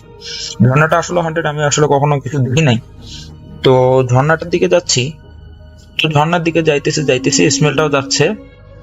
তারপরে হঠাৎ করে যখন ঝর্ণার মানে মোটামুটি আমার এমন থেকে দেখা যাচ্ছে 30-40 মিটার দূর হবে, তখন আমি ফিল করলাম যে না, মানে আমার তখন একটা হুঁশ ফিরে আসলো যে না আমি যাবো না, ঝর্ণার দিকে যাবো না। এটা হয়তো বা খারাপ কিছু হবে, আমাকে খারাপ কিছু অ্যাট্রাক্ট করতেছে বা আমাকে আকর্ষণ করতেছে, যাতে আমি যাই, আমি আর আমার কোনো বিপদ হইতে পারে। তারপর আবার ভাবলাম যে আরে কিসের বিপদ, যাই গিয়েই দেখি মানে কি হয়, যা হবে হবে দেখা যাবে। আর আমার খুবই ইন্টারেস্ট ছিল ভূত টুত দেখার বা এরকম ভূত টুতে মানে পিছু করার বা ভয় পাবো একটা কিছু একটা দেখবো, আমি এক্সপেক্ট করে গেছিলাম। তো এরকম কিছু হলো না। আমি দেখলাম কি একটা ওখানে ঝর্ণার ওখানে একটা বড় পাথর আছে, পাথরের ওখানে একটা মহিলা বসে আছে। মহিলাটা মানে হঠাৎ করে আমার নজর গেল, স্মেলটার উপর থেকে আমার মানে ইয়াটা চলে গেল আর কি। আমি যে কনসেন্ট্রেট করছিলাম স্মেলে, সেই স্মেলটার উপর কনসেন্ট্রেট নাই আমার, ওইখানে এসে আমার ঘোরটা কাটে গেল যে আমি স্মেলটার পিছনে পিছনে এত দূর চলে আসছি। তো তারপরে আমি পাথরের উপর দেখলাম যে একটা মহিলা বসে আছে, মানে উল্টা মুখ হয়ে। এখন আমার মানে এই সময় বাজে প্রায় 7:30 বা এরকম, সন্ধ্যা ঠিক আছে কিন্তু মানে খুব অন্ধকার আর আশেপাশে কোনো বাড়িঘর নাই, যার কারণে মানে আপনি সন্ধ্যা 7:30 সময় অন্ধকার হওয়ার পরেও যদি ওই জায়গাটায় যান, আপনি আসলে বুঝবেন না যে এই জায়গাটা আসলে মানে কেবল সন্ধ্যা হলো বা কেবল রাত হলো, যে 8টা বাজে নিয়ে এতটা পরিমাণ ঘুটঘুটে অন্ধকার। তো মহিলাটাকে এই অন্ধকারের মধ্যে আমি স্পষ্ট দেখতেছি পিছন পাট হয়ে বসে আছে, সাদা ধবধবা একটা মানে মেক্সি টাইপের বা জুব্বা টাইপের, জুব্বা তো না মানে মহিলা যেগুলা পরে মেক্সি বলে বা এক এক এলাকায় এক এক কিছু বলে। তো ওটা পরা, আর চুলগুলো প্রায় কোমর পর্যন্ত লম্বা। এখন আমি চিন্তা করলাম যে এত রাতে তো এখানে, তো মানে এই সময় তো এখানে কেউ থাকার কথা না, যেখানে সূর্য ডোবার পর থেকে ওই জায়গায় দিয়ে কেউ যাওয়া আসা করে না বা ওই জায়গায় কেউ হাঁটাহাঁটি করে না। তো এই সময় তো এখানে কেউ হওয়ার কথা না, এটা কি হইতে পারে? তো ভাবলাম সামনে আগাবো কিনা, ভেবে আমি সামনে আগাইলাম যে যা হয় দেখা যাবে যে কি আছে আসলে কি এটা। তারপরে আমি সামনে আগাইলাম, আগাইতে আগাইতে আমি আয়তুল কুরসি পড়লাম। তো আয়তুল কুরসি পড়ার পরে আমি মানে হঠাৎ করে আমি মানে গাটা একটা কিরকম যেন ঝাড়া দিয়ে উঠলো, আর আমি দেখলাম সামনে কিছুই নাই, আর মানে কিছুই নাই, নর্মাল সবকিছু নর্মাল, কিছুই নেই, ঝর্ণার পানি পড়তেছে। কিন্তু আমি যখন ব্যাক আসবো, কেন জানি আমার মনে হচ্ছে আমাকে মানে কেউ ডাকছে, পিছন থেকে কেউ ডাকছে। তো আমি আর পিছনে ফিরে তাকাই নাই, আমি চলে আসছি। চলে আসার পরে বাসায় আসলাম। এখন পরের বৃহস্পতিবারে আবার সেই পুরো গন্ধ। এখন গন্ধটা আমি দেখতেছি যখনই বাসায় রুমে আসছে, আমি কোথা থেকে বের হয়ে আসছি, সাথে সাথে স্মেলটাও আমার সাথে বের হয়ে আসলো। আবার আমি রুমে গেলাম, আবার রুমে স্মেল, আবার বের হয়ে আসলাম, আবার বাইরেও স্মেল, মানে আমার সাথে সাথেই থাকতে চায়। কোনোভাবেই সে মানে ওই স্মেলটা আমার কাছ থেকে দূরে সরতেই না। এরকম করে করে রাত 10টা-11টা বাজে গেল, আমি কোনো কাজ করতে পারছি না, কনসেন্ট্রেট করতে পারছি না আমার ওই স্টাডিতে। পরের দিন আমার এক্সাম ছিল, আমি আসলে কি করবো আমি বুঝতেছিলাম না। রাত 2-3টা পর্যন্ত এই স্মেল, আমি যেখানেই যাচ্ছি, বাথরুমে যাচ্ছি, বাথরুমে আসতেছে, ওয়াশরুমে মানে যেখানেই যাচ্ছি, রান্না করতেছি, রান্নার সাথে সাথে মানে আমি শান্তি পাচ্ছিলাম না, একটা মনের মধ্যে কিরকম একটা অশান্তি আমার কাজ করতেছিল। তো তারপরে আমি চিন্তা করলাম কি যে দেখি আজকে ফলো করি। এখন আমি ফলো কি করবো, আমাকে সে ফলো করতে, আমি এবার ডানে যাচ্ছি, সে ডানে যাচ্ছে, আমি বামে যাচ্ছে। তারপর আমি আয়তুল কুরসি পড়লাম। তো তারপর আর আমি ওই স্মেলটা পাইলাম না। তারপর আমি রুমে গেলাম, সবকিছু নর্মাল। এরকম করে করে প্রায় মানে অনেকবার ইয়া হয়েছে। তারপর আমি করতাম কি, প্রত্যেক মানে বৃহস্পতিবার রাতেই আমি নামাজ কালাম পড়ে আয়তুল কুরসি পড়ে ফুটো দিতাম, তারপর হচ্ছে আগরবাতি জ্বালাইতাম। তারপর থেকে আর কোনো মানে এরকম প্রবলেম হয় না। আর যেদিন করি আমি আগরবাতি জ্বালাইতাম না বা দোয়া কালাম পড়তাম না, দিন করি এই স্মেলের প্রবলেমটা হইতো। আসলে এটা এখন আত্মা নাকি ভূত টুত নাকি আসলে কি, এটার আসলে কোনো উত্তর আমি খুঁজে পাইনি। তো মানে বিষয়টা আমার কাছে একটু অদ্ভুত লাগছে। কেউ যদি এই বিষয়ে জেনে থাকেন যে আসলে বিষয়টা কি, আমাকে বলবেন। আর আসলে আমি মানে নিজেও এর উত্তর খুঁজে পাই নাই। এরপর আমি আসলে বাসাটা চেঞ্জ করছি। তো এই ছিল আমার ঘটনা। আরও একটা ঘটনায় চলে যাব আমরা এবং এই ঘটনাটা একটা অডিও ক্লিপ। চলুন শুনে আসি অডিও ক্লিপটি। আশা করছি এই অডিও ক্লিপটিও আপনাদেরকে অনেক অনেক আনন্দ দেবে। চলুন শুনে আসি। আসসালামু আলাইকুম রাসেল ভাই, আমি হচ্ছে নয়ন হোসেন হাবিব, বলছি সৌদি আরবিয়া থেকে। সাথে আমি আজকে একটা ঘটনা শেয়ার করবো। বেসিক্যালি এই ঘটনাটা আমার সাথে ঘটনা। এই ঘটনাটা আমি শুনেছি হচ্ছে আমার একজন বন্ধুর কাছ থেকে। ওর নাম হচ্ছে শরণ মাহমুদ, বাসা হচ্ছে ঢাকা দোহার, এবং এই ঘটনাটা ঢাকা দোহারেরই ঘটনা। ঢাকা দোহারে ওই সময়টাতে মানে যেটা হতো রাসেল ভাই, ফসলি জমি মানে বর্ষা মৌসুম যখন হতো, ফসলি জমিতে যখন পানি চলে আসতো, তখন মানে ওই জায়গাটা ছোটখাটো একটা বিলে পরিণত হতো। তো ওই পানির কারণে ওখানে অনেক মাছ পাওয়া যেত। তো যাদের ঘটনা, তারা বেসিক্যালি পেশায় জেলে ছিলেন, তারা নদীতে মৎস্য আহরণ করতেন। তারা আসলে দুই ভাই ছিলেন, তারা দুই ভাই মিলে নদীতে যে মৎস্য আহরণ করতেন। তো যেহেতু তাদের বাড়ির পাশেই এরকম ফসলের জমি এবং সেখানে বিলে পরিণত হতো, তখন তারা সেখানে আবার রাত্রে গিয়ে যেটা করতো, মধ্যরাতে গিয়ে জাল রেখে আসতো, সকালে গিয়ে সেখান থেকে মাছ সংগ্রহ করতেন। আর একটু বলে রাখি ঘটনাটা শুরু করার আগে, সেটা হচ্ছে তারা যে দুই ভাইয়ের মধ্যে বড় যে ভাইটা ছিল, উনি একটু কবিরাজ টাইপের মানুষ ছিলেন। মানে আগে থেকে এই জিন ভূত এগুলা নিয়ে উনি কাজ করতেন, কবিরাজ টাইপের একজন মানুষ ছিলেন। তো একদিন মধ্যরাতে তারা দুই ভাই মিলে যায় চোখে মানে বিলে মাছ জালটা রাখার জন্য। তো নৌকা চালাচ্ছিলেন আসলে তার ছোট ভাই, এবং নৌকার আরেক সাইডে তিনি বসা ছিলেন। তো নৌকা চালাতে চালাতে একটা সময় তারা বিলের মধ্যস্থানে চলে যায়। বিলের মধ্যস্থানে যাওয়ার পর যখন তারা জালটা রাখবেন, ঠিক সেই সময় যেটা তিনি মনে করেন, বড় ভাই যিনি, তার যেটা মনে হচ্ছিল যে নৌকাটা কি হয়তো বা দোলাচ্ছে। তো নৌকাটা প্রচন্ড পরিমাণে দোলাচ্ছে, কিন্তু আশেপাশে আসলে তো এরকম কোনো বাতাস ছিল না, কোনো কিছুই ছিল না, কিন্তু নৌকাটা দুলছে। হঠাৎ করে তিনি যেটা দেখতে পারেন যে অদৃশ্য কিছু একটা এসে তার ছোট ভাইয়ের মাথার মধ্যে কিছু একটা দিয়ে জোরে একটা বাড়ি দিয়ে তাকে ওখানে মেরে ফেলে, এবং মেরে তাকে নৌকার মধ্যে ফালিয়ে দেয়। এবং তার ওই কোণাতে তার ছোট ভাই যেখানে বসা ছিল, সেখানে তার ছোট ভাইয়ের মতোই দেখতে সেই অশরীরটা, বা যদি গ্রামের ভাষায় বলি, সেই জিনটা তার ছোট ভাইয়ের সোল ধরে নৌকার ওই কোনায় বসে পড়ে। তা আমি আগে কিন্তু বলেছি রাসেল ভাই যে বড় ভাই যিনি ছিলেন, ওনার ভিতরে আগে থেকেই কবিরাজি বিষয়টা মানে জিন নিয়ে উনি কাজ করতেন, এবং এলাকায় ওনার একটা পরিচিতিও ছিল কবিরাজ হিসেবে। তো উনি ওনার মতো একটা গামছার ভিতরে কিছু একটা করে ওই গামছাটা গিট দিয়ে দেন। গামছাটা যখন গিট দিয়ে দেন, যিনি ওনার ছোট ভাইয়ের মতো সোলটা ধরেছে, ওই জিনটা তখন আর কিছু করতে পারে না। ওই জিনটা একদম নর্মাল মানুষ হয়ে যায়, তার ছোট ভাইয়ের মতো। ঠিক তার সাথেই ওই জিনটা মাছ ধরে, মানে জালটা রাখে, জাল রেখে নৌকা চালিয়ে তাকে নিয়ে বাসায়ও যায়। এবং যখন বাসায় যায়, যে গামছাটার মধ্যে মানে গামছা গিট দেওয়া হয়, সেই গামছাটা বড় ভাই যিনি থাকেন উনি তার মার কাছে দিয়ে দেন, এবং মাকে বলেন যে এই গামছাটা খুব ভালো মতো রাখবা, এটা কখনো কাউকে দেবা না। তারপর দিন যেটা হয়, সবাই দেখতে পারে তার ছোট ভাই একটু বোকাশোকা একজন মানুষ ছিলেন, মানে ওরকম কাজে এরকম স্পিড ছিল না। তো তারপর দিন থেকে অদ্ভুত বিষয় ঘটতে থাকে। সেটা হচ্ছে সবাই মানে বিশেষ করে গ্রামের মানুষজন তাকেই দেখতে থাকে, যেই মানুষটা এত বেশি অলস ছিল, সে এখন কাজ এত দ্রুত এত ফাস্ট করতে থাকে, মানে সেটা বলার অপেক্ষা রাখে না। তো সবাই বিষয়টা দেখে অবাকই হয়, কিন্তু আসলে সবকিছুর মূল তো বড় ভাই জানতো আসলে বিষয়গুলো কি ঘটছে। তো তিনি আসলে তার মাকে বলেন নাই যে এরকম ছোট ভাই সেখানে মারা গেছে। আর এই জন্যই বলেন নাই কারণ তার মা খুব বৃদ্ধ মানুষ ছিলেন, এবং তিনি যেহেতু ওই জিনটাকে নিজের কাছে বশ করে রেখেছেন, তিনি বলতে চাচ্ছিলেন না তার মাকে মারা যাওয়ার আগে যে ছোট ভাই মারা গেছে, কারণ বললে তিনি জানতেন তার মা অনেক বেশি অসুস্থ হয়ে যেত, সেজন্য ওরা বলেনি। তো এইভাবে সময় কাটতে থাকে। সময় কাটতে কাটতে অনেকটা সময়, লম্বা একটা সময় কেটে যায়, 25 বছর কেটে যায়। একটা সময় ওই জিনটা বা তার ওই ছোট ভাই, তাকে বিয়ে পর্যন্ত দেওয়া হয়, বিয়ে দেওয়া হয়, এবং বিয়ের পর তাদের বাচ্চা কাচ্চা পর্যন্ত হয়। হ্যাঁ, তো একটা দিন যেটা হয়, বাসা থেকে মানে বড় ভাই এবং তার যিনি ওয়াইফ, সবাই মিলে তারা কোন একটা জায়গাতে যায়, মানে পুরো বাসা খালি থাকে, শুধু বাসাতে ওই জিনটা এবং তার মা, তারা দুজন থাকে। তো জিনটা গিয়ে মানে ছোট ভাই গিয়ে তার মাকে বলে যে মা, তোমার মনে আছে আজকে থেকে অনেক বছর আগে বড় ভাই তোমার কাছে এসে একটা গামছা রেখেছিল, এবং গামছাটার মধ্যে অনেকগুলো গিফট ছিল, সেই গামছাটা কি এখনো তোমার কাছে আছে? তখন মাকে তো আসলে বড় ভাই ওরকম ডিটেলসে কিছুই বলে নাই, বলে যে হ্যাঁ আছে। তখন বলে গামছাটা আমাকে দাও।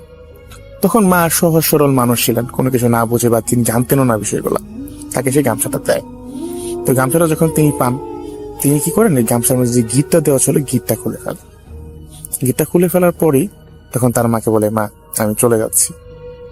তারপর থেকে ওই চিন্তাকে বা তার ওই ছোট ভাইকে গ্রামের কোথাও আর খুঁজে পাওয়া যায় না। সেই যে চলে গেছে গেছে। ইনফ্যাক্ট আমার ফ্রেন্ড ও বলতেছিল যে আসলে ওই যে গ্রামে থাকে তার পাশের গ্রামেই এই ঘটনাটা।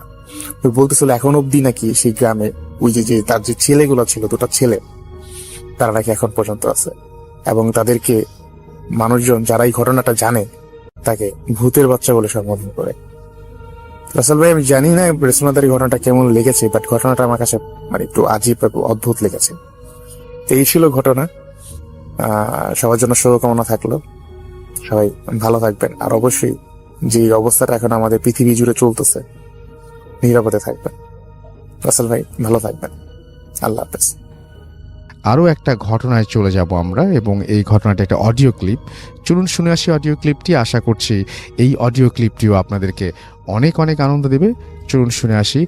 আসসালামু আলাইকুম লিসেনার্স, আমি সামির আনসারি। তো আজকে শুরুতে যেই ভাইয়ের ঘটনা শেয়ার করব তার নাম রেদওয়ান ভাই। তিনি একটি ঘটনা পাঠিয়েছিলেন বেশ কয়েকদিন আগে, সেটাই এখন শেয়ার করা হচ্ছে। 2016 সালের ঘটনা এটা। তখন তিনি মাত্র এইচএসসি পরীক্ষা দেন এবং পরীক্ষার পর কিন্তু একটা লম্বা ছুটি থাকে। তো ওনারা 3 বন্ধু ছিল, সেই রেদওয়ান ভাই, রাফসান ভাই এবং মুমিন ভাই। তারা বেশ ঘনিষ্ঠ বন্ধু ছিল এবং তারা ঠিক করে যে কোথাও ঘুরতে যাবে এই ছুটিতে। তো সবাই এটা চিন্তা করে যে হয়তো কারো বাড়িতে যাওয়া যায় কিনা। তো মুমিন ভাই এবং রেদওয়ান ভাই তারা রাফসান ভাইকে রিকোয়েস্ট করে যে তার বাড়িতে ঘুরতে যাবে, কারণ একমাত্র তার বাড়িটাই ঘুরবার জন্য বাকি ছিল। রাফসান ভাইয়ের বাড়ি হচ্ছে খুলনাতে। তো প্রথম দিক দিয়ে রাফসান ভাই ব্যাপারটা একটু অন্যভাবে না, এবং তিনি বলতেছেন যে না, আমার বাড়িতে যাওয়ার দরকার নেই, আমরা অন্য কোথাও ঘুরে আসি, চলো।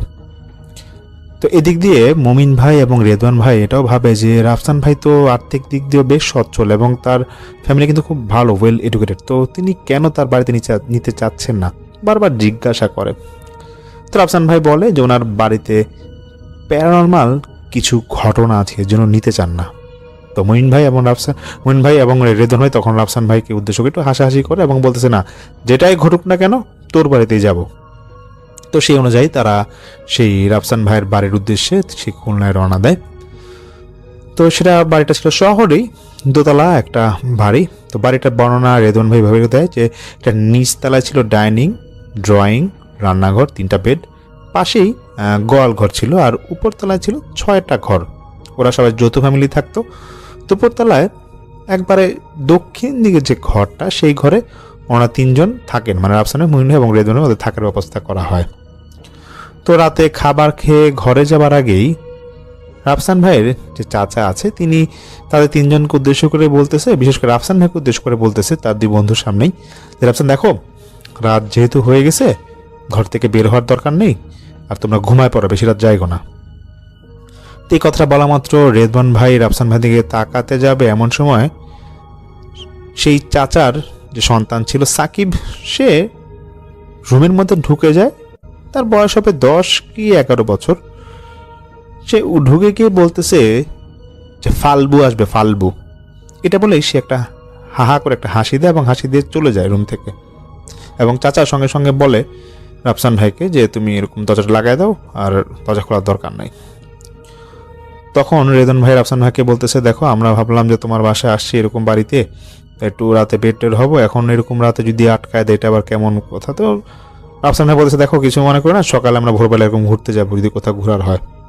তো তারা 3 জন এরকম খাটের মধ্যে ওরা বসে গল্প করছিল। তো এমন সময় কথা প্রসঙ্গে রাফসান ভাই বলে যে এই যে কিছুক্ষণ আগে যে তার যে কাজিন আসলো, যে 10-11 বছর বয়সের সাকিব, সে নাকি কিছুটা মানসিক রোগী এবং সে নাকি মানসিক ভারসাম্যহীন, এবং এটা জন্ম থেকে নাকি ছিল না, প্রায় বেশ কয়েকদিন হয় সে নাকি এরকম বেশ কয়েক বছর ধরে সেরকম অসুস্থ।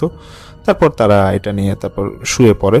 আর রাফসান আসলে কোনো কিছু বলতে চায় না যে আসলে প্যারানরমাল কি ঘটবে বা কি ঘটতে পারে বাসায়।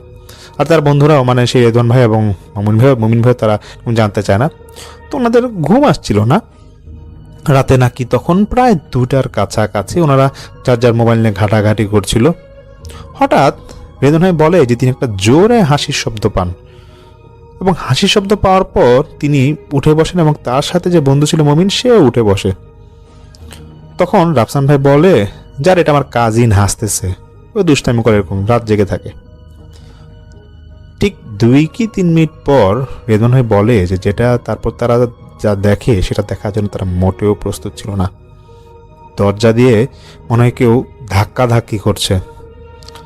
তখন রেদওয়ান ভাই শুধু এতটুকুই দেখে যে অন্ধকার রুম, তো বাইরে থেকে যতটুকু আলো আসার আসছিল, রেদওয়ান ভাই দেখে যে দরজাটা ধাক্কা দিয়ে লাথি মেরে কেউ দরজাটা খুলে ফেলেছে এবং একটা দমকা বাতাস আসলো, মনে হচ্ছে এখনই ঝড় শুরু হয়েছে। তিনি বুঝতে পারে না কিভাবে দরজার সিটকানিটা খুলে গেল, কারণ তিনি নিজের হাতে দরজাটা লাগিয়েছিলেন। দেখছে মিনিট খানিকের মধ্যেই সেই সাকিব যে কাজিন ছিল, সে মনে হচ্ছে বাতাসে ভেসে ভেসে ঘরটা এসে আসার খেয়ে পড়ল। সঙ্গে সঙ্গে একটা ভয়েস তিনি অন্ধকারে শুনতে পান, ফালবু এসেছে দেখবি, ইনসানের দিকে তাকা। কিছুটা ভয় পেয়ে যায় রেদন ভাই এবং তিনি ভাবতে থাকে যে কি হচ্ছে। তিনি যখন রাফসান ভাইকে বলতেছে, রাফসান এগুলো কি হচ্ছে তোমাদের বাসায় এগুলা, হঠাৎ করে মুমিন ভাই যিনি ছিলেন তিনি দেখছে যে মাটিতে গড়ায় গড়ায় দরজা দিয়ে 3টা গোল আকৃতির কিছু একটা ঘরের মধ্যে ঢুকতেছে। তিনি চিৎকার দিয়ে ওঠেন এবং তার পাশাপাশি যে কাজিন ছিল সাকিব, সে আবল তাবল জানে কি বলে যাচ্ছিল উর্দু ভাষায়, যেটা রেদন ভাই ঠিক সঠিক মনে ছিল না। কিন্তু মুমিন ভাই শুধু এতটুকু চিৎকার দিয়ে বলছিল যে এগুলো তো মানুষের মাথা মনে হয় ঘরের ভিতর ঢুকছে। তখন ওনারা চিৎকার দিয়ে সেখান থেকে লাফিয়ে খাট থেকে মানে নিচের দিকে দৌড়াতে যাবে, কিন্তু রাফসান ভাই শুধু বলছে যে না, দৌড়ানোর দরকার নেই, সব ঠিক হয়ে যাবে, তোমরা শান্ত হও। তিনি নাকি তখন রাফসান ভাই নাকি তখন তার 2 হাতে 2 বন্ধুকে ধরে রেখেছে। কিছুক্ষণ বাদে তখন ওনাদের যে বন্ধু ছিল মুমিন, সে জোরে জোরে দোয়া পড়তে থাকে এবং রুমে তখন বিনঘুটে হাসি আর চারপাশে বেশ বাতাস। রুমটা জানি কেমন গোমোটো গোমোটো হয়ে যাচ্ছিল যে এতটা বাতাস আসার পরেও। হঠাৎ করে সেই রুমে রাফসান ভাই আরেকজন কাজিন এসে ঢুকে এবং তার চাচা এসে ঢুকে সেই সাকিবকে জাপটে ধরে এবং রুমের লাইট জ্বালিয়ে দেয়, এবং সঙ্গে সঙ্গে রেদওয়ান ভাই তার চোখের সামনে দেখে যে সেই সাকিব সে মানে ঘুমিয়ে গেল, কিন্তু তখন আসলে সে ঘুমায়নি, তার জ্ঞান হারিয়ে গিয়েছিল। এরপর সাকিবকে রুমে নিয়ে যাওয়া হয় এবং সেই চাচা রেদওয়ান ভাইদের উদ্দেশ্য করে বলছে, তোমাদের ভয় পাওয়ার কিছু নাই, তোমরা শুয়ে পড়ো আর বেশি রাত যাইগো না। এবং তার চোখে মুখে নাকি সে চাচার বেশি একটু কেন আতঙ্কিত ভাবে নিতে এই কথাগুলো নাকি বলছিল। কোনো রকম সেই রাতটা তারা 3 জন পাড়ি দেয়, কিন্তু কেউ কাউকে কিছু বলে না যে কি হয়েছিল। সকাল হতেই রাফসান ভাইকে তার 2 বন্ধু রেদওয়ান ভাই এবং সেই মুমিন ভাই তারা ধরে বসে যে আসলে কি সমস্যা তোর বাসায়। রাফসান ভাই কোনোভাবে বলছিলেন এবং সে শুধু একটা কথাই বলছিল যে আমি কিন্তু আগে বলেছিলাম যে আমার বাসায় সমস্যা আছে, কিন্তু তোরা তখন সেটা হেসে খেলে উড়াই দিলি। তখন তাকে যখন বেশ জোর দেওয়া হয় তখন রাফসান ভাই বলে, ঠিক আছে ঘরে কিছু বলা যাবে না, চল আমরা একটু সামনে হেঁটে আসি বাড়ির বাইরে, এখানে আমরা এটা নিয়ে গল্প করব। তখন রাফসান ভাই বলে এই সমস্যাটা নাকি বেশ কয়েক বছর আগে থেকেই তার পরিবারের সাথে ঘটে যাচ্ছে। তার যে চাচা মানে সাকিবের যে বাবা ছিল, সে নাকি বর্তমানে যাকে বিয়ে করেছে, মানে বর্তমানে যে চাচি আছে সেই রাফসানের, সেটা নাকি তার চাচার 2য় স্ত্রী। তার যে প্রথম স্ত্রী ছিল তার সন্তানই নাকি এই সাকিব। তো সেই প্রথম স্ত্রী মানে প্রথম চাচি যে ছিল সেই রাফসান ভাইয়ের, তিনি নাকি ব্ল্যাক ম্যাজিক করতেন। এটা নাকি তার পরিবারের কেউ জানতো না, কিন্তু আস্তে আস্তে নাকি সেই চাচা এটা টের পাচ্ছিল। এই জন্য মাঝে মাঝে তিনি বেশ সতর্ক থাকতেন, কিন্তু তার প্রথম স্ত্রীকে তিনি তা বুঝাতে দিতেন না। তো এই বাচ্চা যে সাকিবের বয়স যখন 3.5 মাস, তখন নাকি কোনো একদিন রাতে সেই এই রাফসান ভাইয়ের বড় প্রথম চাচি যিনি ছিলেন, তিনি নাকি তার সন্তানকে নিয়ে এই সাকিবকে নাকি অনেক রাতে বের হয়ে যান। তখন তার চাচা খেয়াল করছিল যে কোথায় যায়। হাঁটতে হাঁটতে প্রায় 10 মিনিট হাঁটার পর দেখে যে একটা জঙ্গলের দিকে যাচ্ছে। তখন তিনি বেশ ঘাবড়ে যান সেই চাচা। তিনি দূরের থেকে উঁকি মেরে দেখেন আসলে কি করছে। তিনি দেখেন যে তার সেই প্রথম স্ত্রী সাকিবকে একটা জায়গায় বসায় এবং বসানোর সঙ্গে সঙ্গে কি জানি পড়ছিল ওর মুখ দিয়ে, এবং পড়ার সাথে সাথে একটা আগুনের ফুলকির মতো তার সামনে এসে পড়ে এবং আগুনটার কালার নাকি বেশ ব্যতিক্রম ছিল, সাদা রঙের আগুন ছিল এবং চারপাশেও আরো কয়েকটা আগুনের কুণ্ডলী ছিল। কিছুক্ষণের মধ্যেই সেখানে বেশ কয়েকটা সাপ দেখা যায় এবং হঠাৎ করে একটা ভয়েস আসে, ভয়ঙ্কর কণ্ঠে নাকি বলে সেই চাচিকে উদ্দেশ্য করে, আমার ভোগ আনছোস এই ইনসানের বাচ্চাকে। এটা শুনে প্রচণ্ড ভয় পেয়ে যান সেই চাচা এবং তিনি কোনো রকম তার বাচ্চাটাকে নিয়েই একটা দৌড় দেয় এবং দৌড়াতে দৌড়াতে তিনি আয়াতুল কুরসি পড়তে থাকেন এবং কোন সময় যে তিনি তার বাচ্চাকে নিয়ে বাসায় এসে পড়েন তিনি নিজেও টের পান না। তারপর থেকে সেই সাকিবের মাকে, মানে সেই যার প্রথম স্ত্রীকে, তাকে নাকি আর কখনো খুঁজে পাওয়া যায়নি। তার পরিবারের সাথেও যোগাযোগ করা হয়, কিন্তু সেই পরিবারও বলতে পারে না কোথায়। অনেক নাকি এরকম মামলা মোকদ্দমা করা হয়েছিল বা জিডি করা হয়েছিল, কিন্তু কোনো সমাধান নাকি আর হয়নি। সাকিব নাকি ভালোই ছিল, বয়স যখন 8 বছর তারপর থেকেই তার এই সমস্যা, মানসিক ভারসাম্যহীন সে হয়ে পড়ে। তো এই কথাগুলো শুনে রিজম ভাইয়ের বেশ খারাপ লাগে এবং তিনি বলে সেই রাফসান ভাইকে যে বাড়ি চল, তার সাথে কথা বলি, আমার কাছে এরকম একটা পরিচিত আলেম আছে, আমরা সেই আলেমের মাধ্যমে একটা উপকার হয়েছিল আমাদের, ওই আলেম আশা করা যায় সে এই সমাধানগুলো করতে পারে, কারণ সেই আলেমের সাথে নাকি বেশ বড় মাপের জিন ছিল এবং বেশ বয়স্ক জিন ছিল। তারপর বাড়িতে গিয়ে আলাপ আলোচনা করার পর সেই আলেমের সাথে যখন যোগাযোগ করা হয়, আলেম সময় নেয় 2-3 দিন, সে বলে যে তিনি বলে যে ঠিক আছে আমি আসবো, কোনো সমস্যা নেই, তোমাকে সময় দিতে হবে। এদিকে রাফসান ভাই যেহেতু উনি এখানে এসেই পড়েছেন এবং ওনার যে 2জন বন্ধু তারা বলছেন আপনি ব্যাপারটা দেখেই যে আসলে কি ঘটে, আর বাসায় কাউকে কিছু জানার দরকার নাই। তো ওনারা ওনাদের বাসায় এরকম আসলে এই বিষয়ে কিছু জানায় না। যাই হোক, তারপর তো সেই আলেম তিনি আসেন। তো তিনি যেদিন আসে দিনের বেলা, তিনি ওই বাড়িতে যখন পা দিবেন, পা দেওয়ার আগেই তিনি সেই রেদওয়ান ভাইকে উদ্দেশ্য করে বলছে যে দেখেন, আপনারা যে বাসা আমাকে নিবেন সেখানে তো আমি যেতে পারবো না, সেখানে বেশ কিছু সমস্যা আছে এবং আমার যেটা মনে হয় যে একজন নরখেকো আছে, তো সেই বাসাটা বেশ অপবিত্র, সেখানে আসলে আমি যেতে পারবো না, আমাকে অন্য জায়গায় থাকার ব্যবস্থা করে দেন। তখন রাফসান ভাইয়ের এক আত্মীয়র বাসায় পাশেই থাকার ব্যবস্থা করে দেওয়া হয় এবং তিনি এতটুকু বলেন যে আমি আজকে না মাত্র আসলাম, আমি একটু আমার সাথে যারা আছে সেই তাদের সাথে একটু বসে আমি আপনাদের তারপর জানাবো যে কবে আপনাদের সাথে এরকম আসরে বসা যাবে, বাসাটা কিভাবে যাওয়া যাবে, সমাধানটা পরে জানাবো। এদিকে সেই যে আলেম এসেছে, আলেম আসার পর থেকে সেই সাকিব মানে রাফসান ভাই সেই কাজিনের নাকি পাগলামি শুরু হয়ে যায়, মানে সে নাকি বাসায় খুব নাকি সে অস্থিরভাবে মানে উল্টাপাল্টা কথা বলছিল এবং সে যখন কথা বলতো সে নাকি উর্দু ভাষায় বেশি কথা বলতো। তো এই বিষয়টা নাকি ওরা বাসায় সবাই দেখে এবং খেয়াল করে এবং সেই আলেম আসার পর থেকে নাকি এটা আরো বেশি হচ্ছে। এছাড়া রাফসান ভাই রেদওয়ান ভাইকে বলে এর আগেও নাকি বেশ কয়েকটা হুজুর আসলে নাকি সেরকম সাকিব পাগলামি করে এবং কোনো হুজুরি নাকি এটা আসলে সহজ সমাধান দিতে পারে না। তারপর যা হওয়ার, যেটা এই আলেম রাতে তিনি আসার পর তারপর সেই রাফসান ভাই চাচা এবং অন্য যারা মুরব্বী আছে তাদেরকে বলেন যেরকম পরের দিন তিনি সন্ধ্যার পর মাগরিবের বা এশার পর এবং একটা সময় আসবেন নামাজ শেষ করে, সম্ভবত এশার নামাজের পর পরের দিন তিনি সেই বাসায় উঠানে যান, সেই রাফসান ভাইদের বাসায় উঠানে যান এবং উঠানে গিয়ে তিনি কয়েক চক্কর হাঁটেন, একাই হাঁটেন এবং হাঁটার পর হঠাৎ করে সেই সাকিব ভাইয়ের ঘর থেকে, দোতলা থেকে, সাকিব যে বাচ্চাটা আছে তার ঘর থেকে একটা চিৎকারের আওয়াজ আসে। আসার পর সবাই সেই ঘরে যায়, গিয়ে দেখছে যে সাকিবের যে বর্তমান যে রাফসান ভাই চাচি আছে তিনি অজ্ঞান হয়ে পড়ে আছে, আর সাকিব সে ছেলেটা উল্টা হয়ে মাথার উল্টা করে সে মানে মাথার নিচে দিয়ে পাট ওপর করে এরকম দাঁড়িয়ে আছে, খাটের সাথে হেলান দিয়ে এবং সে জিব্বা বের করে করে হাসছে।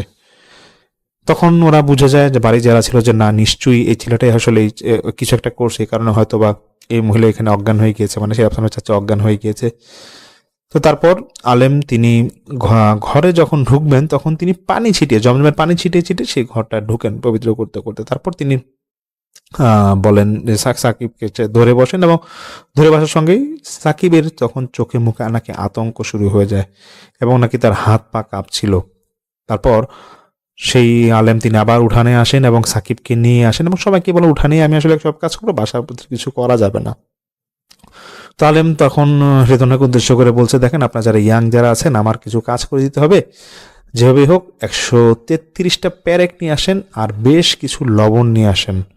সে অনুযায়ী কাজ করা হয় এবং কিছু নির্দিষ্ট জায়গা দেখিয়ে দেওয়া হয়। সেই জায়গা অনুযায়ী রেদওয়ান ভাই এবং অন্যান্য যারা আছে তারা নাকি সেই আলেমের কথা অনুযায়ী 133টা প্যারেক বিভিন্ন জায়গায় মারেন। রেদওয়ান ভাই যেটা বলে যে 133টা প্যারেক মারার পর সেই আলেম তিনি নাকি সাকিব যে ঘরটা থাকে সেই ঘরের চারপাশে লবণ ছিটিয়ে দেয়। এবং আশ্চর্যের বিষয় হচ্ছে সেই আলেম বাড়ির কোথা থেকে জানি 133টা তাবিজও উদ্ধার করেন। এবং উদ্ধার করার পর সেই আলেম তারপর তিনি আসরের কথা বললেন এবং আসন নিয়ে তিনি বসেন। রেদওয়ান বলে যখন আসন নিয়ে বসেন তখন পুরা বাড়ির আশেপাশে যে গাছপালা মনে হচ্ছে যে তা দেখে যে প্রচন্ড বাতাস চারপাশে। এবং আলেম নাকি আসর শুরু করার আগেই বলে দিয়েছিল যে বাড়ির চারপাশে যেন আলো না থাকে। আলেমের আলোতে নাকি তখন সমস্যা হবে কথা বলে দিয়েছিল। সাকিবকে নিয়ে দুজন বসেন, বাড়ির দুজন মুরব্বী বসেন, তো দুই হাত দুই দিকে ধরা, এবং আলেমই নাকি বলেছিল যে সাকিবকে ভালোভাবে ধরে রাখার জন্য। আর যদি সাকিব বেশি মানে ছোটাছুটি শুরু করে কিছু করার নেই, সামনে মানে বলছে তখন ছেড়ে দেওয়ার জন্য। এবং একটা গোল একটা কিছু মানে আলেম আসর বাসার আগে গোল একটা কোনো বিষয়ে তিনি চিহ্ন দিয়ে রেখেছিলেন যাতে চিহ্ন বাইরে কেউ না যেতে পারে। হঠাৎ করে সাকিব বিকট কণ্ঠে কথা বলে উঠল। সে বলে উঠে যে কিরে ইনসানের বাচ্চা কেমন, হ্যাঁ আমাকে শেষ করতে আসলি? আমার বয়স 1407 বছর। 7 বছর মাথায় রাখিস, 1407। আলেম তখন বলেন যে তুই আমাকে চিনিস কিভাবে? তুই তো নরখেকো, তুই এখানে কিভাবে আসলি? সাকিব বলে যে না না না, আমি কিন্তু শয়তান না, আমি ফালবু, তুই বুঝবি, একটু পরেই বুঝবি।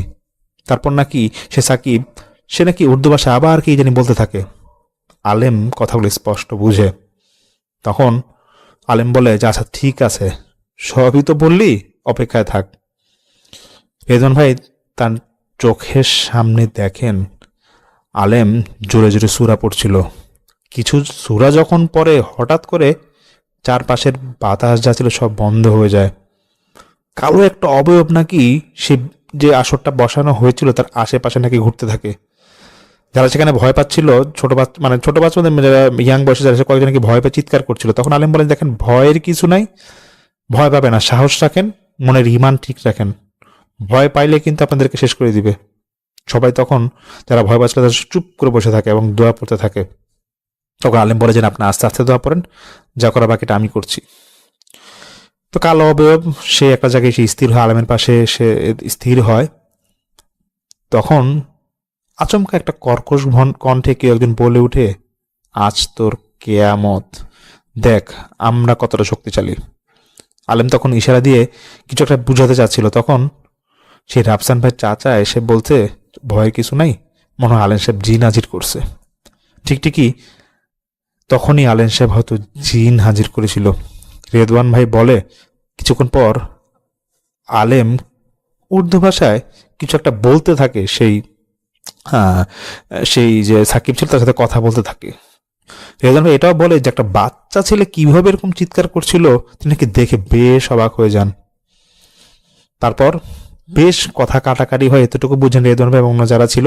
এবং আলেম তখন একটা পর্যায়ে প্রায় 15-20 মিনিট পর গিয়ে সবাইকে উদ্দেশ্য করে বলে যে আপনার সবাই চোখ বন্ধ করেন, কেউ চোখ খুলবেন না, এবং যখন চোখ খুলতে বলবো তখন চোখ খুলবেন। যদি এর আগে চোখ খুলেন তাহলে যদি কারো বিপদ ঘটে তখন কিন্তু আমাকে কিছু বলতে পারবেন না।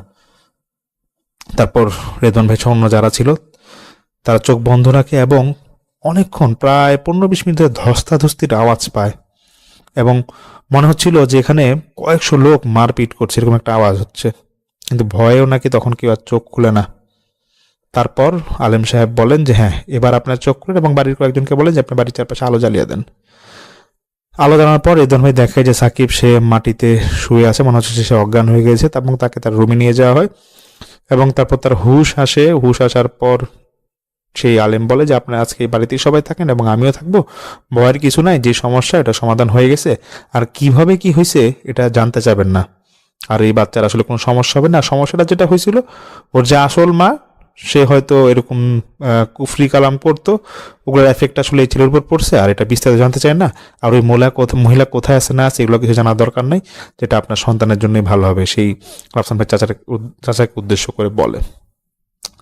তারপর একদিন কি দুদিন পর সেই 3 বন্ধু ওনারা রাফসান ভাই, তারপর রেদওয়ান ভাই, মুমিন ভাই, ওনারা সেখান থেকে এসে পড়েন এবং সেই সাকিব সে অসুস্থ হয়ে যায়। পরে রাফসান ভাই থেকে শুনে যে পরে আর আসলে কোনো তার সমস্যা হয়নি সে রেদওয়ান ভাই বলে, এবং রেদওয়ান ভাই বলে যেটা তার সম্পূর্ণ একটা বাস্তব ঘটনা, তিনি তার চোখের সামনে দেখেছেন আসলে কি হয়েছিল, সেটাই তিনি শেয়ার করেছেন।